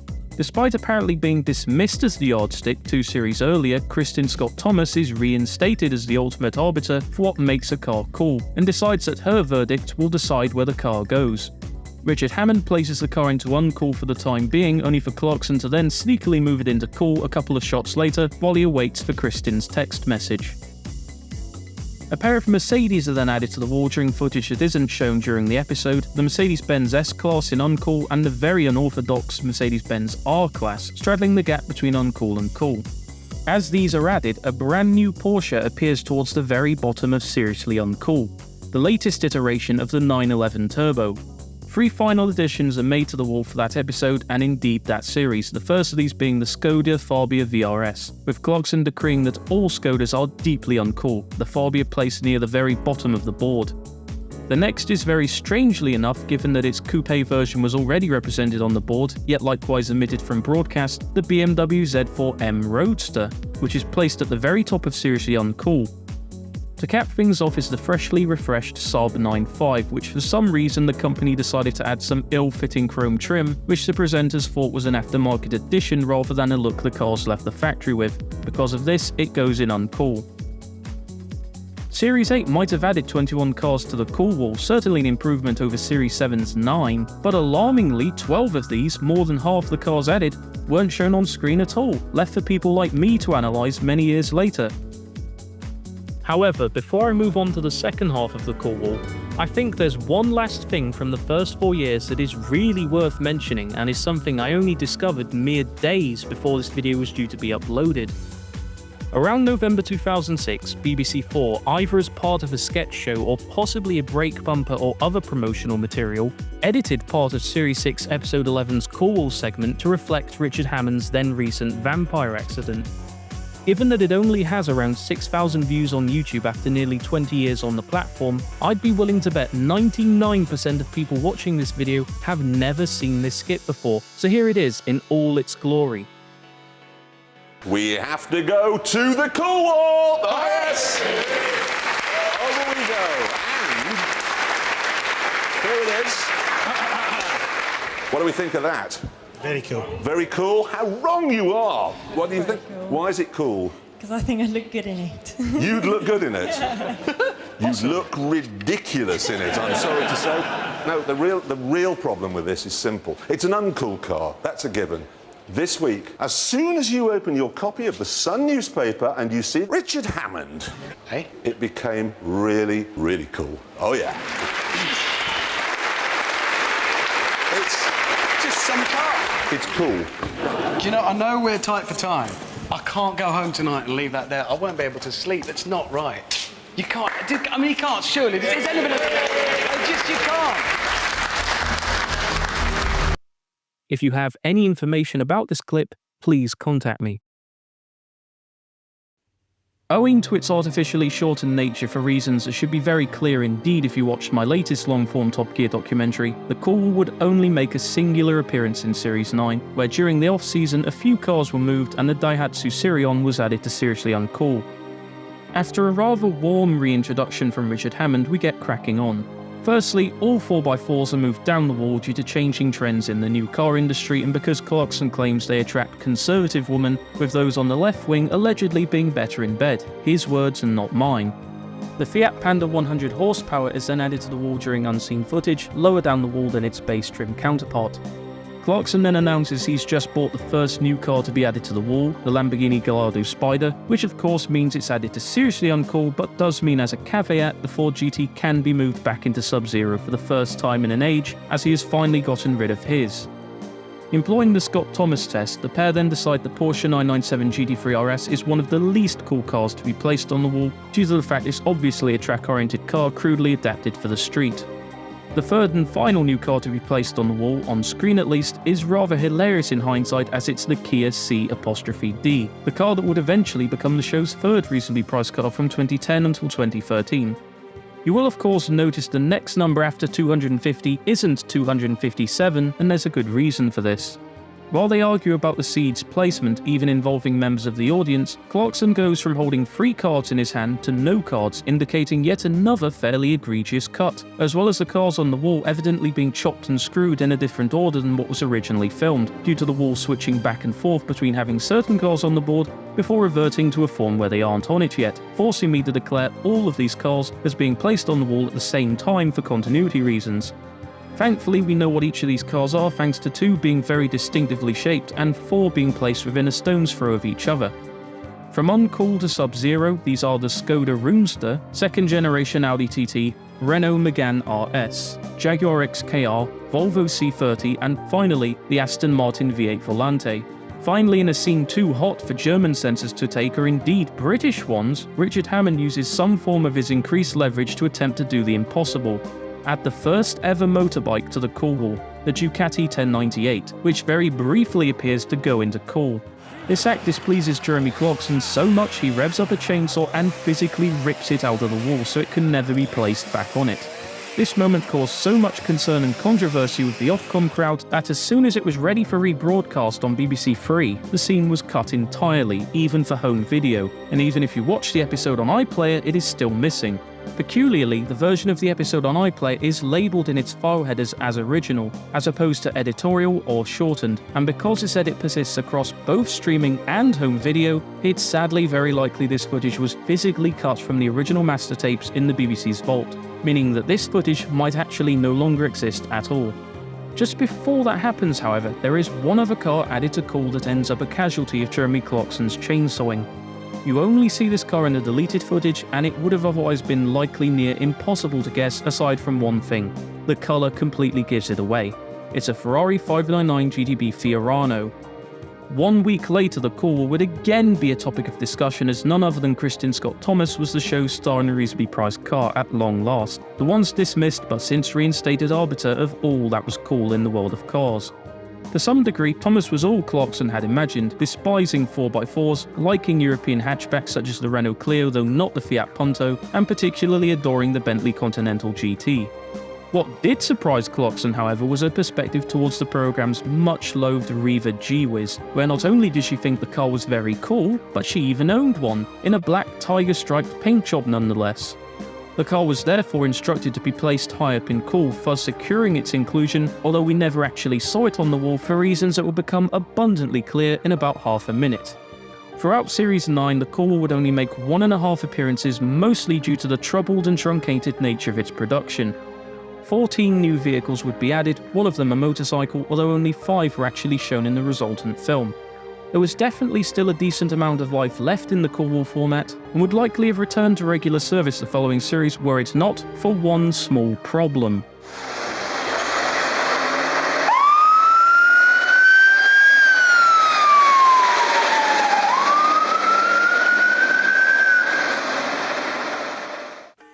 The Hill End barn fire was a tragic day in Top Gear history. Many props held in the barn, which had been on the show for years, including TVs, various boards, and the seats that had been fashioned out of an old Vauxhall Senator, were destroyed. The canvas for the core wall, along with most of the photographs, were completely torched, with the metal portion of the wall also taking a lot of damage. This meant the core wall was unequivocally out of action for the entirety of the 10th series' lengthy 10-episode run, as a new one would have to be built. However, the programme needn't have worried, as Series 10 more than proved itself as an entertaining series without the need for the call wall. The wall's inadvertent destruction inconveniently proved that the segment wasn't necessary nor conducive towards the programme's success anymore, and likely contributed to its early retirement. As a brief aside, this wall was later reappropriated into the post-apocalyptic wall seen in 2010's Top Gear Apocalypse, rather than being scrapped entirely, though where it went after that is anyone's guess. One of the cars planned for the call wall in Series 10 is this very scorched photograph, which a member of the audience incorrectly identifies as an Audi, but is in fact a picture of a Seat Ibiza Cupra. Since there was no more wall to stick it to, nor was there any sort of verdict presented towards this car, it isn't counted.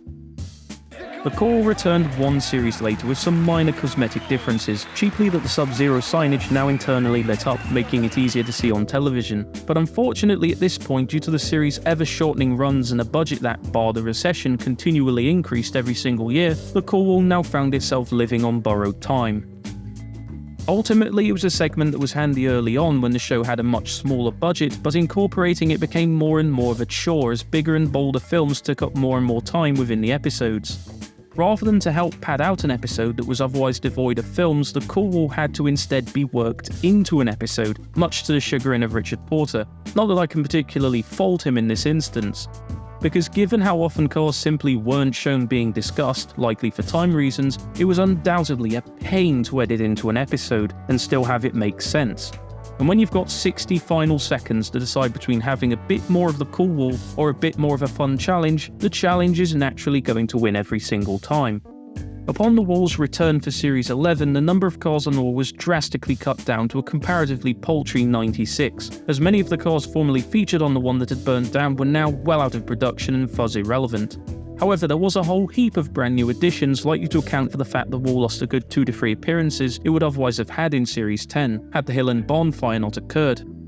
In order of coolness from seriously uncool to Sub-Zero, these 26 new cars are the second generation Kia Sedona, Porsche Cayenne, Porsche 997 GT2, Audi TTS, the second generation BMW X5, the BMW 7 Series, the BMW M3 Coupe, the BMW 6 Series convertible, the then new BMW X3 to replace the old one, the Ford Mondeo, the Volkswagen Touareg R50, the updated Volvo S40 which is featured on the board alongside its immediate predecessor for some reason, second generation Ford Galaxy, the new Lexus IS Series, Jeep Wrangler Unlimited, the Audi Q7, the Volkswagen Passat R36, the Mini Clubman, the Audi A8, the Renault Laguna 3, the Audi A4, the NC generation of the Mazda MX-5, the Toyota Yaris T-Sport, the Ferrari F430 Spider, Shelby GT500, and finally, the Aston Martin DBS.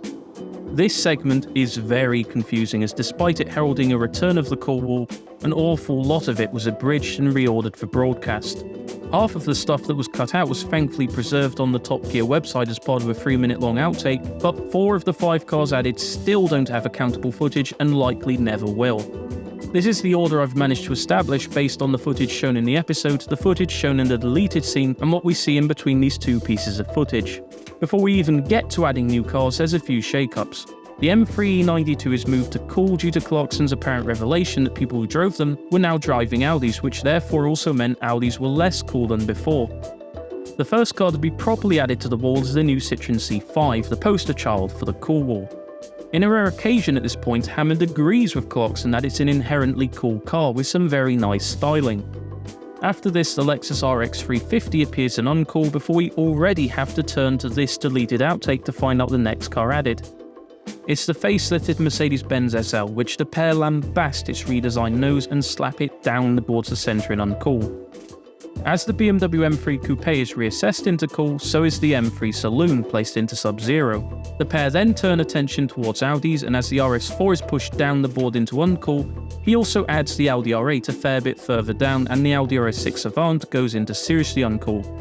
The next car to be placed on the wall, as per my research, is the Volkswagen Passat Comfort Coupe, which is considered a very uncool car despite being mechanically sound and otherwise decent, purely because of the image the Passat name conjured. Sticking with deleted footage, the next 2 cars are the Ferrari F430 Scuderia and the Fiat Nuova 500, 2 very opposite products from the same conglomerate. Clarkson argues with a member of the audience who he believes to be a hippie lost on his way to Glastonbury, who claims that it's uncool because you're only paying for extra speed, to which Jeremy counters speed is good. It still ends up in uncool regardless, with the Fiat Nuova 500 perhaps symbolising the pinnacle of what it means to be a cool car given its Italian origin, super mini body style and chic factor, leading it to be placed all the way up Sub-Zero until it's the coolest apparent car on the board, second only to the two Astons in the fridge. The last 3 cars added during the Wall Series 11 return are the Mitsubishi Evo 10, which is initially placed into uncool, but which I'll explain in a short while. Its immediate rival, the Subaru Impreza STI hatchback, which goes in seriously uncool, likely owing to the reputation Subaru owners had in the UK at this point, and the BMW X6, which also goes into seriously uncool due to its styling of being a 4x4 designed to look like a coupe, which never really worked and is something a lot of car manufacturers ought to learn. Strangely, at some point in the film there's a second, slightly smaller picture of the Mitsubishi Evo 10 also added to Sub-Zero, and this is an idiosyncrasy that remains unnoticed for the final few years of the war's existence and is never brought up. And if you've read my latest community post, you'll understand what this duplicate inclusion is, as it stumped me for a long time. Following the track test of the Mitsubishi Evo 10, Jeremy Clarkson remarks that there are 2 main versions of the car, the FQ360, which he drove, and the lesser-powered FQ300, which the Stig would take around the track.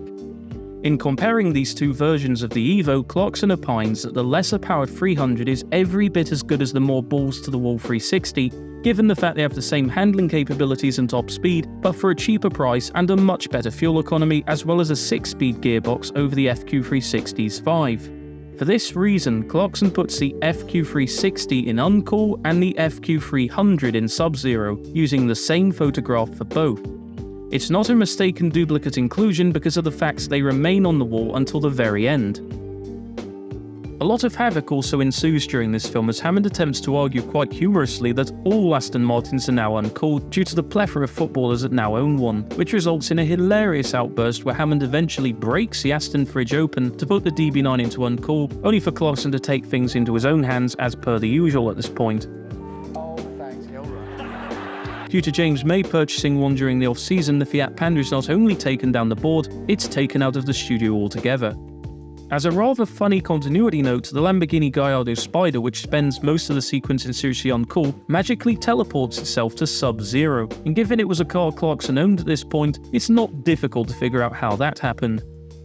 And so, despite only appearing once in the whole of Series 11, a whopping 39 cars are added to the Top Gear Cool Wall for the first time since its baptism by fire before its next appearance came along in Series 12, a whole 9 episodes later, where no changes nor additions have been made to the wall other than the placements of a select few cars before they commence with some new ones. As was the case with Series 11, there are some continuity issues involving the board that I've had to try and navigate as best as I possibly could. Jeremy Clarkson rationalises the Nissan GTR as the automotive equivalent of a Casio keyboard against the rock guitar of a more conventionally designed car that he personally believed young people would be more interested in. Obviously, he wasn't very clued up on the young car scene at the time. After this, there's a whole swathe of cars that get put on the wall and aren't shown getting put on, which appear and disappear off the board at random thanks to some overactive editing.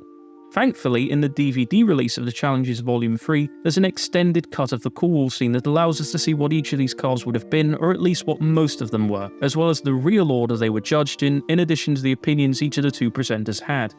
As an aside, it's probably one of the best home video releases for Top Gear out there, next to the great Avengers releases with commentary tracks and the likes of the American Series 15 Blu-ray for instance, because it actually has stuff that's worth paying the extra money for, and it's a shame not every home video release is of the same caliber. The first car to be cut from the original 2008 broadcast is the Cadillac CTS-V, where in a rare moment of crowd-influenced democracy, Clarkson agrees with the audience that it's an uncool car. After consulting with a member of the crowd who clearly got dressed that morning inside Jezza's closet, the Alfa Romeo Mito goes into cool because it's an Alfa Romeo and the Super Mini, 2 historic quantifiers for a very cool car. Engaging with other members of the audience, including a frightfully tall teenager who happens to be the son of the man he interviewed just before, Clarkson discovers that a female audience member who happened to arrive with them was American. American. You're American?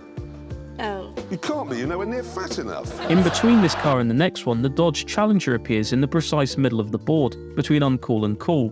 In addition to the CTS-V, this car had previously appeared in the show for Series 12 Episode 2's Bonneville Road Trip, and this becomes a crucial piece of information to know when determining what exactly a mysterious blue car on the top of uncool is.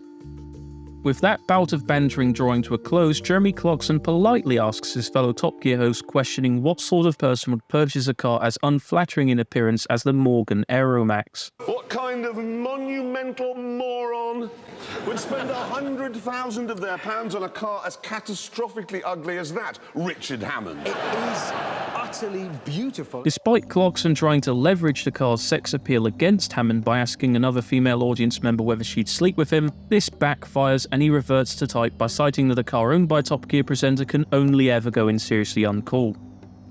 Rather oddly, the Audi RS6 Avant from the series prior is reassessed, with Hammond briefly trying to justify it due to the engine and the size of said engine, but Clarkson quickly counters with the fact it's an Audi, and it's unceremoniously dumped into the space between uncool and seriously uncool. While assessing that latter car, Clarkson remarks that nothing flared looks cool, fenders included, which explains why he once wore flared trousers in 1991. This brings our hosts rather succinctly onto the next car, the Mercedes-Benz CLK DTM, a car which also has very large flared fenders. This time around though, Hammond seems to be praising it for this design choice, making it the most childish car on the market as of late 2008. Unfortunately, there is one small issue. You've ruined it for everyone because you've got one and therefore Yes. you've absolutely Yes, I ruined have. it. Because of this, it goes in seriously uncool. All's not lost, however, as the Mercedes-Benz SL-AMG Black Series pops up in Sub-Zero, the team evidently willing to look past the facelifted styling that put them at odds with the base trim level of the car from half a year earlier. The Peugeot partner TP is next in line as yet another car that didn't make it into the final cut of the episode. Once again, he talks to the same couple whose opinion was previously sought for the Morgan, and it turns out the female audience member owns a Peugeot and lives in Norfolk to boot. They come to the conclusion the car's horrible despite Peugeot's attempt to market it towards surfers, and though it's not outrightly shown, the car ends up in uncool. The Wall's 308th inclusion proved to be quite the enigma. Not only is it cut from the original episode where we get a mere handful of shots before it somehow vanishes from the board altogether and does not reappear in subsequent episodes, it isn't even shown in the extended DVD version. It just spawns on the wall and then disappears, with no explanation given. I studied the small smattering of footage that existed for hours, and I really thought this would be the car to finally do me in. But as I mentioned a short while ago, there was one key piece of contextual information that could tell me exactly what this blue blob was. For that, we need to look at the Bonneville road trip from earlier in the series. We'd had the Cadillac CTS-V assessed as well as the Dodge Challenger. That leaves only the car Jeremy Clarkson drove, which was a Chevrolet Corvette ZR1. Lo and behold, there's this photograph which I think you can all agree is the same photo used on the wall, as it has the same grey coloured gradient background, the car's facing the camera at the same angle and in the same colour, and even the reflections are also the same. Furthermore, on this slightly more zoomed in shot from the TV airing, you can just about make out the distinctive front air intakes of the Corvette, and above all else, it by far makes the most sense as to what it could be over some more obscure choices like a Protomotor Spira or something like the Honda S2000. And the reason I think it was taken off the wall is a rather simple one. You can't have a Corvette in Britain. And much like power laps not allowing track cars, a distinction which became increasingly arbitrary in later years, it seems an unwritten rule of the cool wall was that cars had to be on general sale in Great Britain, which is why we never saw cars like the Pontiac Aztek make an appearance, for instance. Indeed, come the wall's next appearance in Series 13, both the CTS-V and Challenger have also been taken off, likely for that same reason. The car that would become rather infamous a year later as the pair of Clarkson and May try to compose an advert for it, with much hilarity and controversy ensuing, is the Volkswagen Scirocco, the next car to be deliberated upon. And though the crowd think it's a more cool car than the Sub-Zero one, Clarkson completely overrules the audience and puts it into Sub-Zero despite the fact it's basically a Golf in drag. In addition to the Renault Laguna 3 from earlier in the year, the duo then turned their attention to the newly launched Renault Laguna Coupe. Under normal circumstances, French cars were usually cool, but this time around things didn't seem so certain. Even though the car had some very nice styling from the pen of Thomas Bigwood, a man who was clearly more than moderately inspired by Ian Callum's work for Aston Martin, there was one thing holding the whole car back: its name. The Laguna nameplate was not the most illustrious in Renault's history and didn't particularly conjure up images of an exotic chic coupe. And after apparently establishing a general consensus that the car was uncool due to being burdened with the Laguna nameplate, Clarkson asks if anyone in the audience thinks it's cool. From the depths of the crowd, a familiar voice pipes up with "yeah." That was the producer of the bloody programme.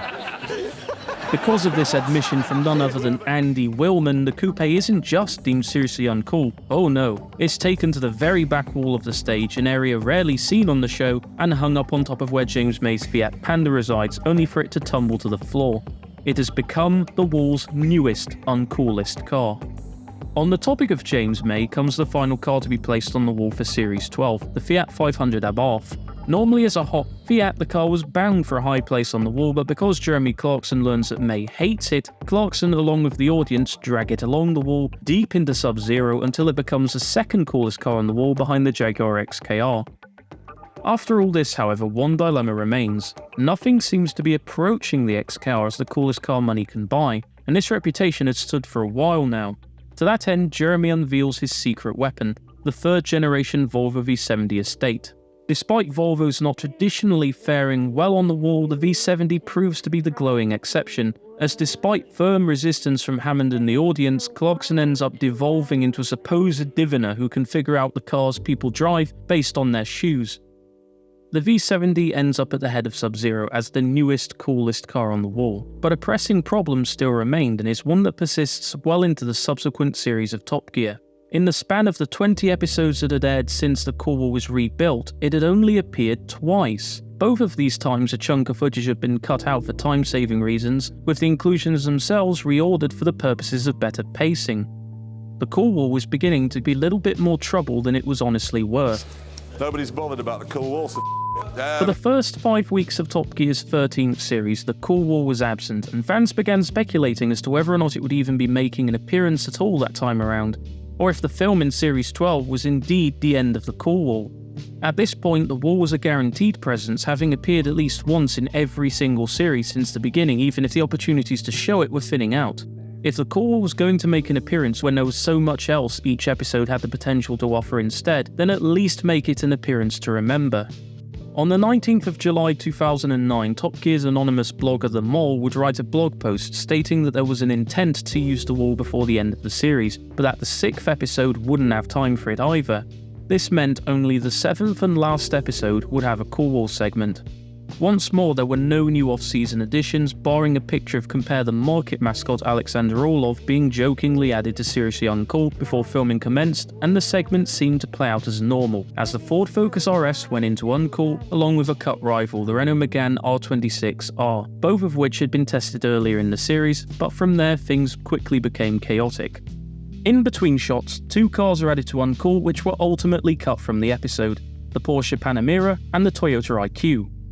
The Lamborghini Murcielago LP670 Super Veloce is placed into the lower end of Uncool, and an odd cut inclusion is the Piaggio Ape, which appears in borderline Sub-Zero and is very easy to miss, evidently since no supposedly complete Cool Wall list on the internet prior to this one ever mentioned this car, and it was likely taken off since the only country they were ever sold in any sort of volume was Italy. The second generation BMW Z4 seems destined to go in cool, but appears to resist for one simple reason. James May is thinking of buying one.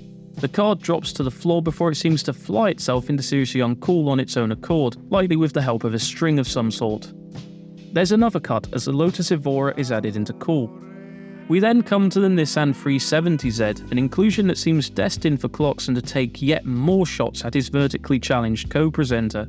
The two squabble for a bit before Jezza predictably does his little trademark hop and proudly slaps it into the very top corner of Seriously Uncool, with Clarkson looking smugly triumphant, asking Hammond what he could possibly do.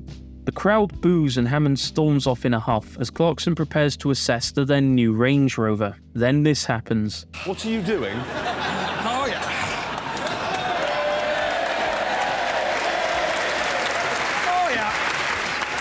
Well, that'll do. And I'll tell you what, from up here it is going. I reckon about there. There you go. Hang on. What? No. Hammond, you see the Zonda? Oh. Your favourite car in the world? Yes. No. No, that's not right. See, let me put it down here. Yes. Well, that's... Oh, that's great. After more than a full season's absence from Top Gear, it seemed the crew banded together to give the Cool one final proper send-off as the programme prepared to enter its HD era in a way they seemed they might have been gearing up for from as early as Series 9 had the wall not burned down in the first place. Its appearance in this episode functioned as an ultimate satire that deconstructed the segment in the most humorous, over-the-top manner possible. On top of a terrific guest star, tremendously unorthodox challenge providing some of Top Gear's biggest ever belly laughs, and a heart-tugging climax that led some journalists and punters alike to question Clarkson's future on Top Gear, given how perfect of an ending it seemed, surely puts it in contention as one of the best Top Gear episodes of all time, though that is, in traditional Gearknob form, a topic for another video. After this grand finale, the Cool rather sadly but quietly disappeared from Top Gear TV, making 0 appearances during the majority of its first 3 series in high definition, and to be honest, its disappearance wasn't much noticed by the majority of fans as there was so much else going on within the show. By this point, there was really no need for it, and with a standardised series episode format having developed in the years leading up to this, there was no more room for it. The show hadn't ran for 10 episodes since 2007, and even that was an outlier, since a good chunk of the films from that series were holdovers from the partly stillborn Series 9 owing to Hammond's accident. The team didn't have to wait for cars anymore. Any company worth their salt would have thrown any half-baked prototype they'd slapped together towards Dunsfold just to meet Top Gear's filming schedule. They didn't have to ring up C-listers for the reasonably priced car, as a decent-sized chunk of Hollywood and other elite talent were all fighting to get a seat, despite the fact they could have been doing a lot of other stuff instead. Said C-listers eventually getting their chance under the Surrey sunshine from 2016 onwards like worms after a rainstorm. And money was basically the team's object by this point. If they wanted to film an epic in the deepest depths of Africa, East Asia or South America, then who were the BBC to deny them that desire? The Cool was the enfant terrible of early 2002 Top Gear cost-cutting, a way to pad out episodes in a fun way without the audience particularly noticing, and once they didn't need to watch over the show's budget anymore, there wasn't any real point in doing it. For all intents and purposes, the Cool had been retired, and it had retired on a very high note all things considered, in more than one sense of that particular term. This was not the end of the Cool, however, as it did make one final return during the final episode of Series 16 at the beginning of 2011, serving as the Cool's first and only foray into the HD era of the programme. And as you might expect, it didn't really work despite Richard Hammond and the rest of the audience's seeming enthusiasm towards it. Nearly 3 entire series now having passed since the last time we properly saw the Cool, the energy that we'd seen the previous few times just wasn't there this time around. Similar to earlier years, an earnest attempt has been made at giving the wall something of an early 2010s facelift. Before the segment even starts, there are 16 new cars, and these are the Peugeot 308, Audi A5, Audi A1, BMW 5 Series Gran Turismo Coupe, Chevrolet Spark, 4th generation Audi A6, Chevrolet Aveo, Chevrolet Cruze, Ford Kuga, Vauxhall Antara, Volkswagen Tiguan, Land Rover Freelander 2, Citroën DS3, the F10 BMW 5 Series, BMW 1 Series Coupe, and the Jensen Interceptor, whose reason for inclusion I believe I discovered during the research phase of this video's production. Before any cars are even placed on the board, the Ferrari 458 Italia, Mini Countryman, and Mercedes-Benz SLS AMG all appear on it, the first two in Uncool and the SLS AMG in Cool. The Nissan Juke is the first of only 3 cars to be deliberated upon during the film itself, and after consulting a member of the audience who looks like he arrived to the studio via biplane, it's unceremoniously dumped into Seriously Uncool. As he does this, there are yet more hidden additions. The smart 4-speed concept is perhaps the oddest of them all, as concept cars aren't supposed to be placed on the Cool wall. Presumably, as was the case with quite a few concepts over the years, the 4-speed served as a placeholder for the then upcoming 3rd generation smart car, which would eventually launch in 2014. Since footage that talked about this car's inclusion is, as was typically the case at this point, cut from the overall episode, we'll likely never know for sure. The Mercedes-Benz S65 AMG is placed firmly down the middle of the board. In the Cool section, the Chevrolet Camaro provides the board with a bit of American flair and technically shouldn't be on it since it wasn't officially sold in the UK until 2016. The ill-fated 2nd generation Saab 9.5, which sadly wasn't long for a cutthroat world of profit margins over an enjoyable driving experience, is nestled below it. Perhaps rather oddly given the marque's history on the cool wall, particularly for humdrum family vehicles, the third generation Toyota Avensis is placed high up in cool, with the final two Phantom editions, no pun intended here, the Rolls-Royce Ghost and Masterstroke MXT, pipping the former at the pinnacle of Sub-Zero. The MXT's appearance was likely Top Gear's tongue-in-cheek way of apologising for the Mexican comments scandal from the beginning of the series, but since footage of that car's placement was yet again cut out of the episode, we can only speculate. Finally, we come to the last three cars ever decided to be placed on the cool wall. The first of these is the Renault Wind, which is predictably dumped into uncool as its French status counts for naught at this point.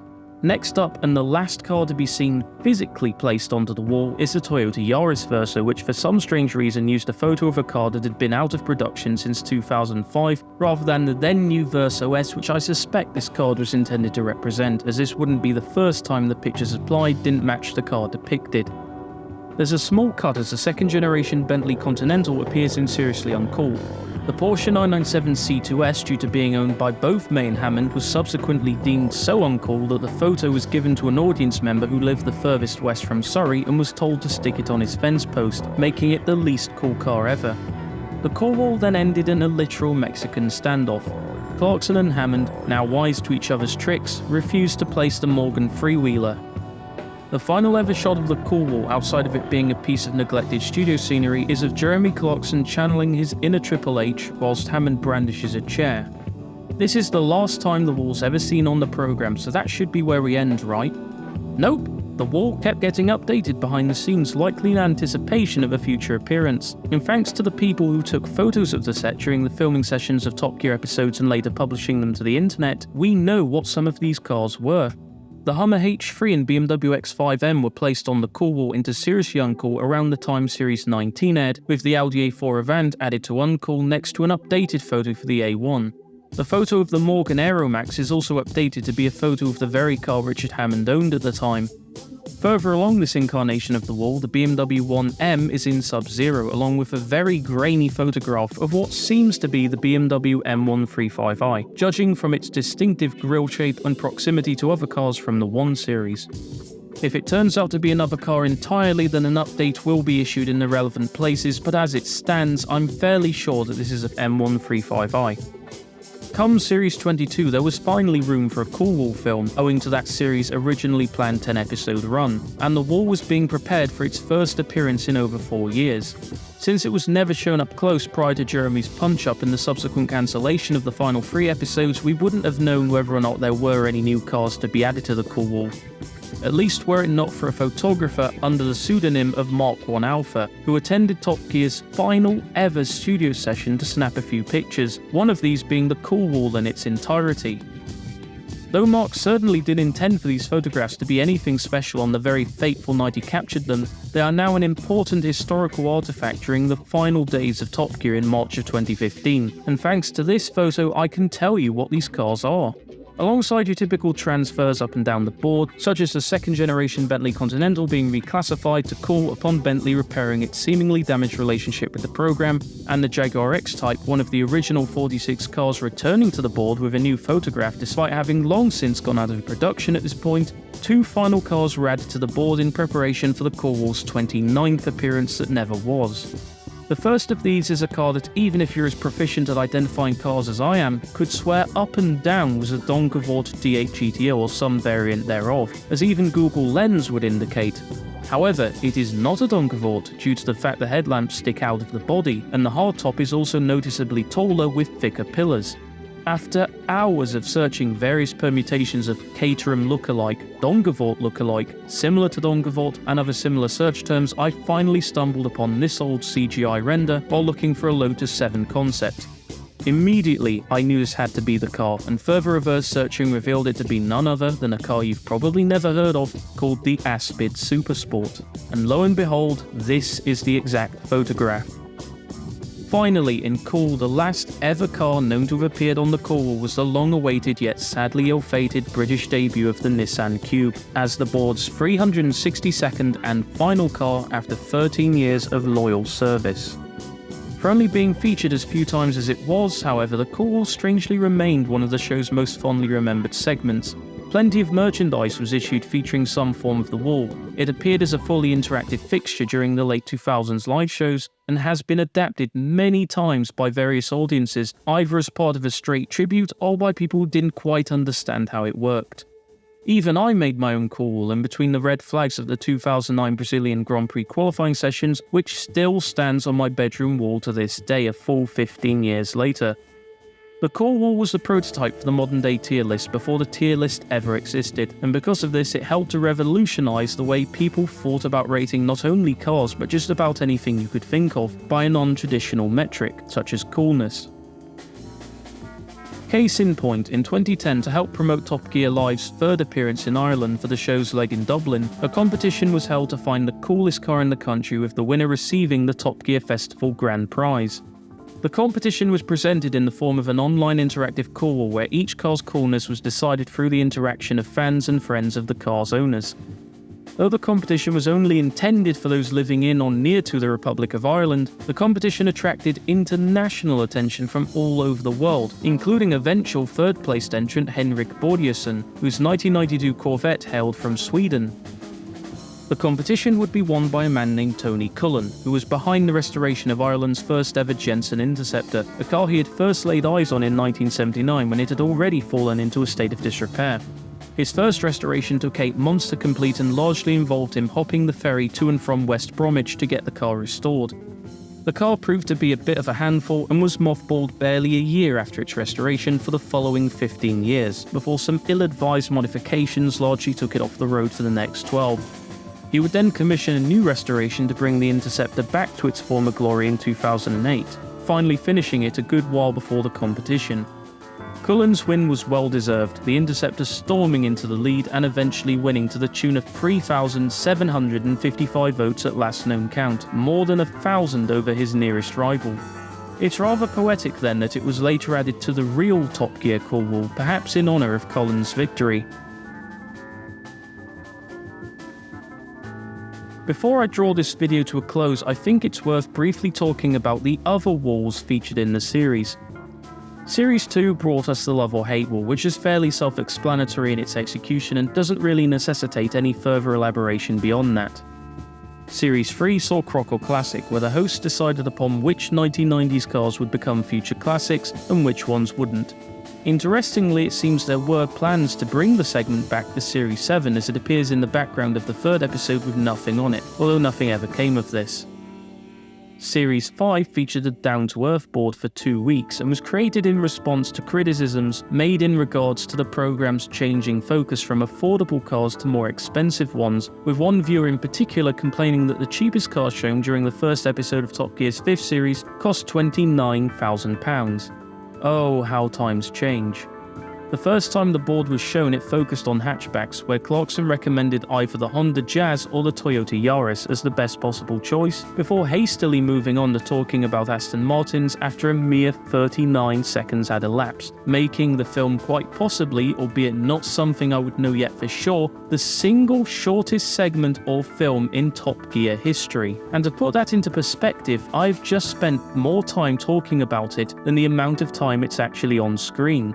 The following week, the board covered off-roaders, or as Clarkson worded it, It's cars for people whose kids are at private school. This time around, he decided the best car to be as down-to-earth as possible was the Land Rover Discovery, which is ironic considering how not very down-to-earth the car was taken 2 weeks earlier. He also recommended the Subaru Legacy Wagon, a car with a lot of history on Top Gear and one the program has always liked. The board would promptly disappear for the rest of the series, but reappeared in Series 6 as a much more fleshed out feature, firstly focusing on family saloons.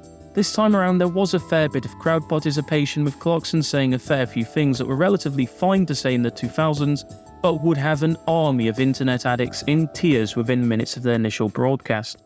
Which one would you steal? Anyone under 25 is a car thief in my book. This time around, Jeremy Clarkson would recommend either the Mazda 6 or the Volkswagen Passat. 4 episodes later, the board made its 4th and final appearance at the end of the critically panned Icelandic beach battle, and there was little love lost for the segment, as the trio unsurprisingly argued that the best roadster wasn't one of the cars they'd just driven from that film, but one they had driven 2 years earlier on the Isle of Man. Of the alternative walls, the down-to-earth board was perhaps the one with the best chance of survival beyond an initial handful of episodes, but any hopes of this were ultimately dashed since Top Gear had already had one wall, and the shelf life of a film like this was very short once you'd got past all the obvious concepts one could apply to it and got to scraping the barrel. Ultimately, there's only so much programming you can cram into the 7 to 9 hours you're allotted by the BBC every 6 months, and the down-to-earth board got the chop. Finally, although not strictly a wall, Series 4 Episode 6 of Top Gear also featured the No Way OK dustbins, where the hosts decided upon which cars would be good for the British market and which ones wouldn't. As a closing point, as many people might not know, the 4 cool walls shown on screen were not the only cool walls that were officially built. The first of these alternative walls was a smaller scale wall built for the Top Gear experience at Bewley in 2009, which later became the World of Top Gear exhibit. It's roughly faithful to the programme in terms of the cars featured on the wall, although there are a fair few errors made on it, such as a photo of a Lexus LS400H being represented by a car that was a good 15 or so years older.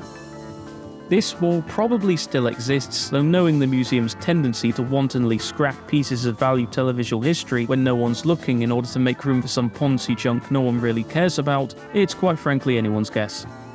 As for what happened to the show's original core wall after March 2015 is entirely unknown, though much like everything else to do with 2002 format Top Gear, it's either locked up in Bewley until the museum's caretakers decide it's time to destroy yet more history, it's locked up in a former presenter or producer's house like how Andy Willman repatriated all the programme's awards, or was quietly broken up for scrap not long after the show ended. The second, much more screen-accurate replica of the core wall was built for Top Gear Live a couple of years later, and if you didn't know how big the wall really was, you'd probably think it was the real core wall. On this wall, the photos were physically glued to the surface as opposed to being flat printouts, although the strength of the glue certainly didn't stop some wily fans from claiming a souvenir or two for themselves. However, the core wall wasn't to everyone's taste. Of course, we must spare a fault to Richard Porter, the poor, overworked scriptwriter who'd write and direct a lot of these segments, yet whose work would largely end up on the cutting room floor. Despite a major role on one of the most watched TV programs in the world, the core wall was one part of the job he didn't like. He didn't like writing it, and he didn't even like the sight of it. Though he does at least recognise the impact the wall had, which can't be said for everything concerning Top Gear, the core wall is not something Porter remembers with a particular fondness. With that said, the films cost essentially nothing to make other than half an hour of studio time and was a perfect example of the programme employing less is more in a show that otherwise prided itself in excess. And unlike bigger budget films where the margin for error was always far greater and was something you either had to stick with or throw away, a core wall segment was almost never boring. Whether or not Richard Porter or anyone else on Top Gear's writing team hated setting up for the wall is ultimately irrelevant. If you were to boil down Top Gear to a literal handful of the things people most remember about it, a majority of people would almost certainly name the Stig, the Liana, the Hilux, the Specials, and the core wall, not forgetting that terrific theme tune of course. That is approximately 80 to 90% of Top Gear's overall lasting cultural legacy. The remaining 10 to 20% was made up of all the other minutiae. The hosts, the cars, the stars and the challenges, all the little gags in between, the camaraderie between the three hosts as a perfectly balanced, symbiotic relationship that the BBC tried their absolute hardest to imitate but could never quite replicate. We finish this video by taking a look at what the core wall probably would have looked like if they had never removed any of the pictures that were added to it. At its peak in Series 9, the wall only ever held around 120 cars on it at any one time. This has almost 3 times that. So without further ado, here is the ultimate Top Gear core wall with every car ever on it.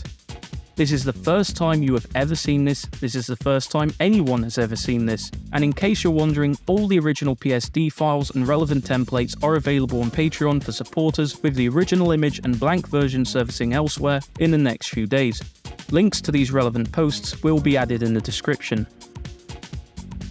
Most of the cars' positions are primarily based on where they were situated during their last known appearance on the core wall, starting with the most recent episode who featured it and working backwards to the very first one.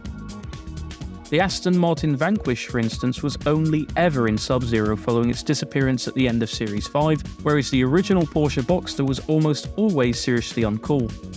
Other cars, especially those which bounced and flip-flopped around the board a bit, aren't as clear, with cars like the Toyota MR Spider for instance placed exactly in the middle of uncool and cool as a compromise.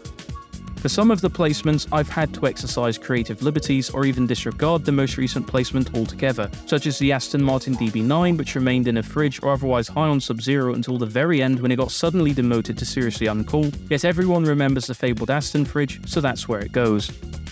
Furthermore, since they were never actually placed on the wall, the Ferrari 575M, BMW M6, 2009 Range Rover and Morgan Freewheeler do not appear on it, although there are a few Easter eggs to spot in the background, 8 as a matter of fact. Each car you see on this board is based on a coolness rating it received at some point during the first 16 or so series of Top Gear, whether it was for more or less the entire duration of the wall or just for one episode. The only exception I should disclose in advance are these people carriers from episode 9, which I've decided to classify as seriously uncool owing to the physical limitations of the original Velcro strapped wall, and that they likely would have been seriously uncool had the wall been in its fully stickable form. In addition, the Ferrari 612 Scaglietti is in cool rather than uncool because the criteria set by the hosts as to there being a cool Ken was more than fulfilled by the existence of Ken Miles. The Renault Clio V6 is likewise in cool for balancing purposes, even though it was only in cool for Series 4 and otherwise debuted and spent most of its time in uncool. Ditto the Mitsubishi Shogun and quite a few other cars that rock up higher or lower than they were usually seen. And so we begin with the very far left regions of the cool wall. Before we get to the wall itself, there's a few cars dotted around outside of it. The Chrysler 300C, Fiat Panda and Renault Laguna Coupe are all on the floor since they were each taken off the wall and thrown to the back at some point. The Stig, meanwhile, is holding the picture of the Porsche 911 C2S with an Irish postmark in the corner, reflecting where it's going. The least cool car, as based on Mark 1 Alpha's photograph, is the 2008 Kia Sedona, which is deemed so uncool it's attached to the outer post of the cool wall rather than the wall itself. From there we get cars like the City Rover, Hammond's Porsche and Clarkson's CLK before proceeding onto the rest of Seriously Uncool, which was typically comprised of limp hatchbacks, convertibles and exorbitant hypercars. All Land Rovers were removed to Seriously Uncool towards the tail end of the show's run, which seems a little unfair but ultimately makes the most sense, as the wall reflected a gradually changing perception of what was cool and what wasn't. Chelsea tractors might have been cool in 2002, but by 2015, not so much. Of the 4 classifications, plain old uncool probably has the most variation, ranging from not much better than seriously uncool, represented by your Ford Finks, your Renault Winds and diesel-powered hatchbacks, up to cars that are almost cool but have some sort of stigma holding them back, like the Lotus Exige, Ferrari 430 Scuderia or Mitsubishi Evo. Cars that are otherwise cool to look at and drive in, but not cool to own. This extends to the 7 cars placed along the centre row of bolts. Come cool, there's definitely a pattern emerging, some of it harkening back to a lot of what Clarkson said back in 2003. There's a lot of Italian cars such as the Fiat Punto, Fiat 500, Alfa 147, Maserati Coupe, and even a whole gaggle of Ferraris. There's a lot of French cars like the Citroën C4, Peugeot 206, Renault Clio and DS3 Racing.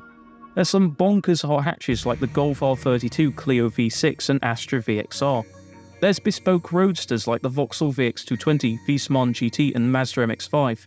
But perhaps the most consistently cool type of car that exists is the hot saloon or the coupes that sprang forth from their underpinnings. Cars like the Saab 95 Aero, Audi RS4, BMW M5, Jaguar S-Type R and Vauxhall Monaro VXR all crop up in cool, and if it happens to be Italian, as was the case with the Maserati Quattroporte, Alfa Romeo Brera or indeed half of that company's early 2000s lineup, it's nothing but Sub-Zero for them. Speaking of Sub-Zero, we find ourselves amongst an elite group of 40 cars which have all excelled in their respective categories, and the gee-whiz, Christian Scott Thomas's personal choice. For those wondering, the Primera and Avensis from Series 8 have been added but ghosted out, since they were never officially acknowledged as Sub-Zero beyond the first episode's filming sessions. Otherwise, almost every Sub-Zero car is in there for a very good reason. They're not cars you're going to see every day, but they're not exactly enthusiast bait either. A person who owns one of these cars is someone that exudes class and confidence, influences a lot of people, and commands the road with his or her presence. And in amongst all the Alphas and Rollers and Beamers, there's only one mark that virtually made Sub-Zero its own personal domain: Aston Martin. There are 4 Aston Martins in Sub-Zero, and they are the V12 Vanquish, which was in there from day one, the V8 Volante, the DB9 Volante, and the DBS. But if you take a look a bit further to the right, to the fabled ice-cold DB9 section, you'll see the Aston Martin DB9 and the coolest car of all time according to Top Gear, the Aston Martin V8 Vantage. In closing, the Cool was perhaps the single most genius thing Top Gear ever came up with, and that includes the Stig. And having thought long and hard about why 2016 onwards Top Gear flopped to the extent it did, to the point I even put out a whole video going over its many failings last year, I think the Cool had a major hand in developing the intrapersonal relationships between the three Top Gear hosts in a way that nothing else could. Not so much May obviously, but Clarkson and Hammond for 10 to 20 minutes every few weeks during those early years of Top Gear were allowed to completely go off the rails, pick each other's brains apart, mock their tastes in cars, and even get into the occasional scuffle. All in the name of good, clean television. They'd go into the audience and ask them for their opinions towards cars, and usually ended up humiliating them on national TV. And something like that, a few minutes where the hosts can stop being a scriptwriter's pawn, drop the facade of sterile professionalism, and act towards each other the same way they'd act towards their close acquaintances, helped to build up the inimitable chemistry that turned the Top Gear trio from three very successful automotive journalists in their own right into a bona fide supergroup that defined the 2000s and 2010s. What the Cool Wall started back in 2002 far transcends what Clarkson or anyone else behind its concept ever earnestly expected of it. From the minute it debuted, it caused a stir in the worldwide car community, resulting in tens of thousands of angry or congratulatory emails, and for the people watching Top Gear at home, the concept of quickly ranking something based on a simplified set of rules stuck with them until we got the modern day tier lists and other similar ranking systems which may exist out there. The Cool Wall was, like so many other things surrounding Top Gear, one part but of hundreds that made the programme as special as it was.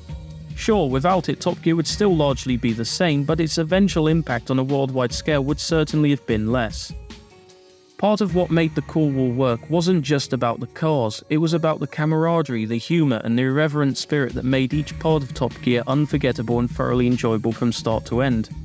And once you take the Cool Wall with its blend of good-natured wit and the playful, enduring rivalry between Clarkson and Hammond, as they each tried to outdo and one-up each other and enforce their respective dictatorships over the wall every single week, embodied the essence of Top Gear at some of its purest despite its low-budget, high-effort composition. In retrospect, the Cool Wall epitomised the spirit of what 2002 Top Gear was all about. Something that was never quite as serious as its more straight-laced predecessor, but was merely about having fun with cars. It was one of many tweaks that set this version of the programme apart from what had came before and what came after, and although a few of the films didn't quite hit the mark, I'd find it almost impossible to say that there was truly a bad Cool Wall film among them. Hand on heart, they were all good. Even the last one, which spent a lot longer than it needed to dwelling on the wonders of sherry sex. Before I go, I'd like to finish with an epilogue.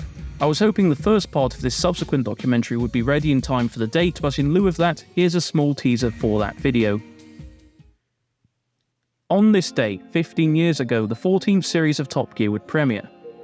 Following in the footsteps of the landmark Series 13, Series 14 would prove to be an incredible strain for both the presenters and showrunners alike, as they had to film the better part of 7 hours of programming all over the world in a mere 80 days, from mid-September of 2009 until the beginning of December. If that wasn't enough, they had to do it while juggling their biggest live tour to date. Hammond kept injuring himself, and the effects of the credit crunch and mounting mainstream concern over climate change continued to bite down hard on everyone living in the Western Hemisphere and threaten the future of the programme. In the midst of unfounded rumours and vile attacks made towards the programme and its presenters during the off-season, many speculated this series wasn't even going to happen, and if it did, an upgrade from standard to high-definition broadcasting had the potential to bring all of Top Gear's warts into the light. Join me as we take a deep dive into the troubled and tumultuous production of Top Gear's 14th series, where I'll go over production notes, magazine excerpts, deleted scenes, headlines, personal anecdotes from the cast and crew, contemporary praise and critique, including a very angry, opinionated individual by the name of The Monk, a music video which the Top Gear team moonlighted for the production of, and every DVD and online exclusive feature that many of you might not have ever seen before, to provide the most detailed and complete Series 14 season review that has ever been made. Thank you once again for watching, my sincerest apologies for the delay, and I hope to see you all in the next video. Take care.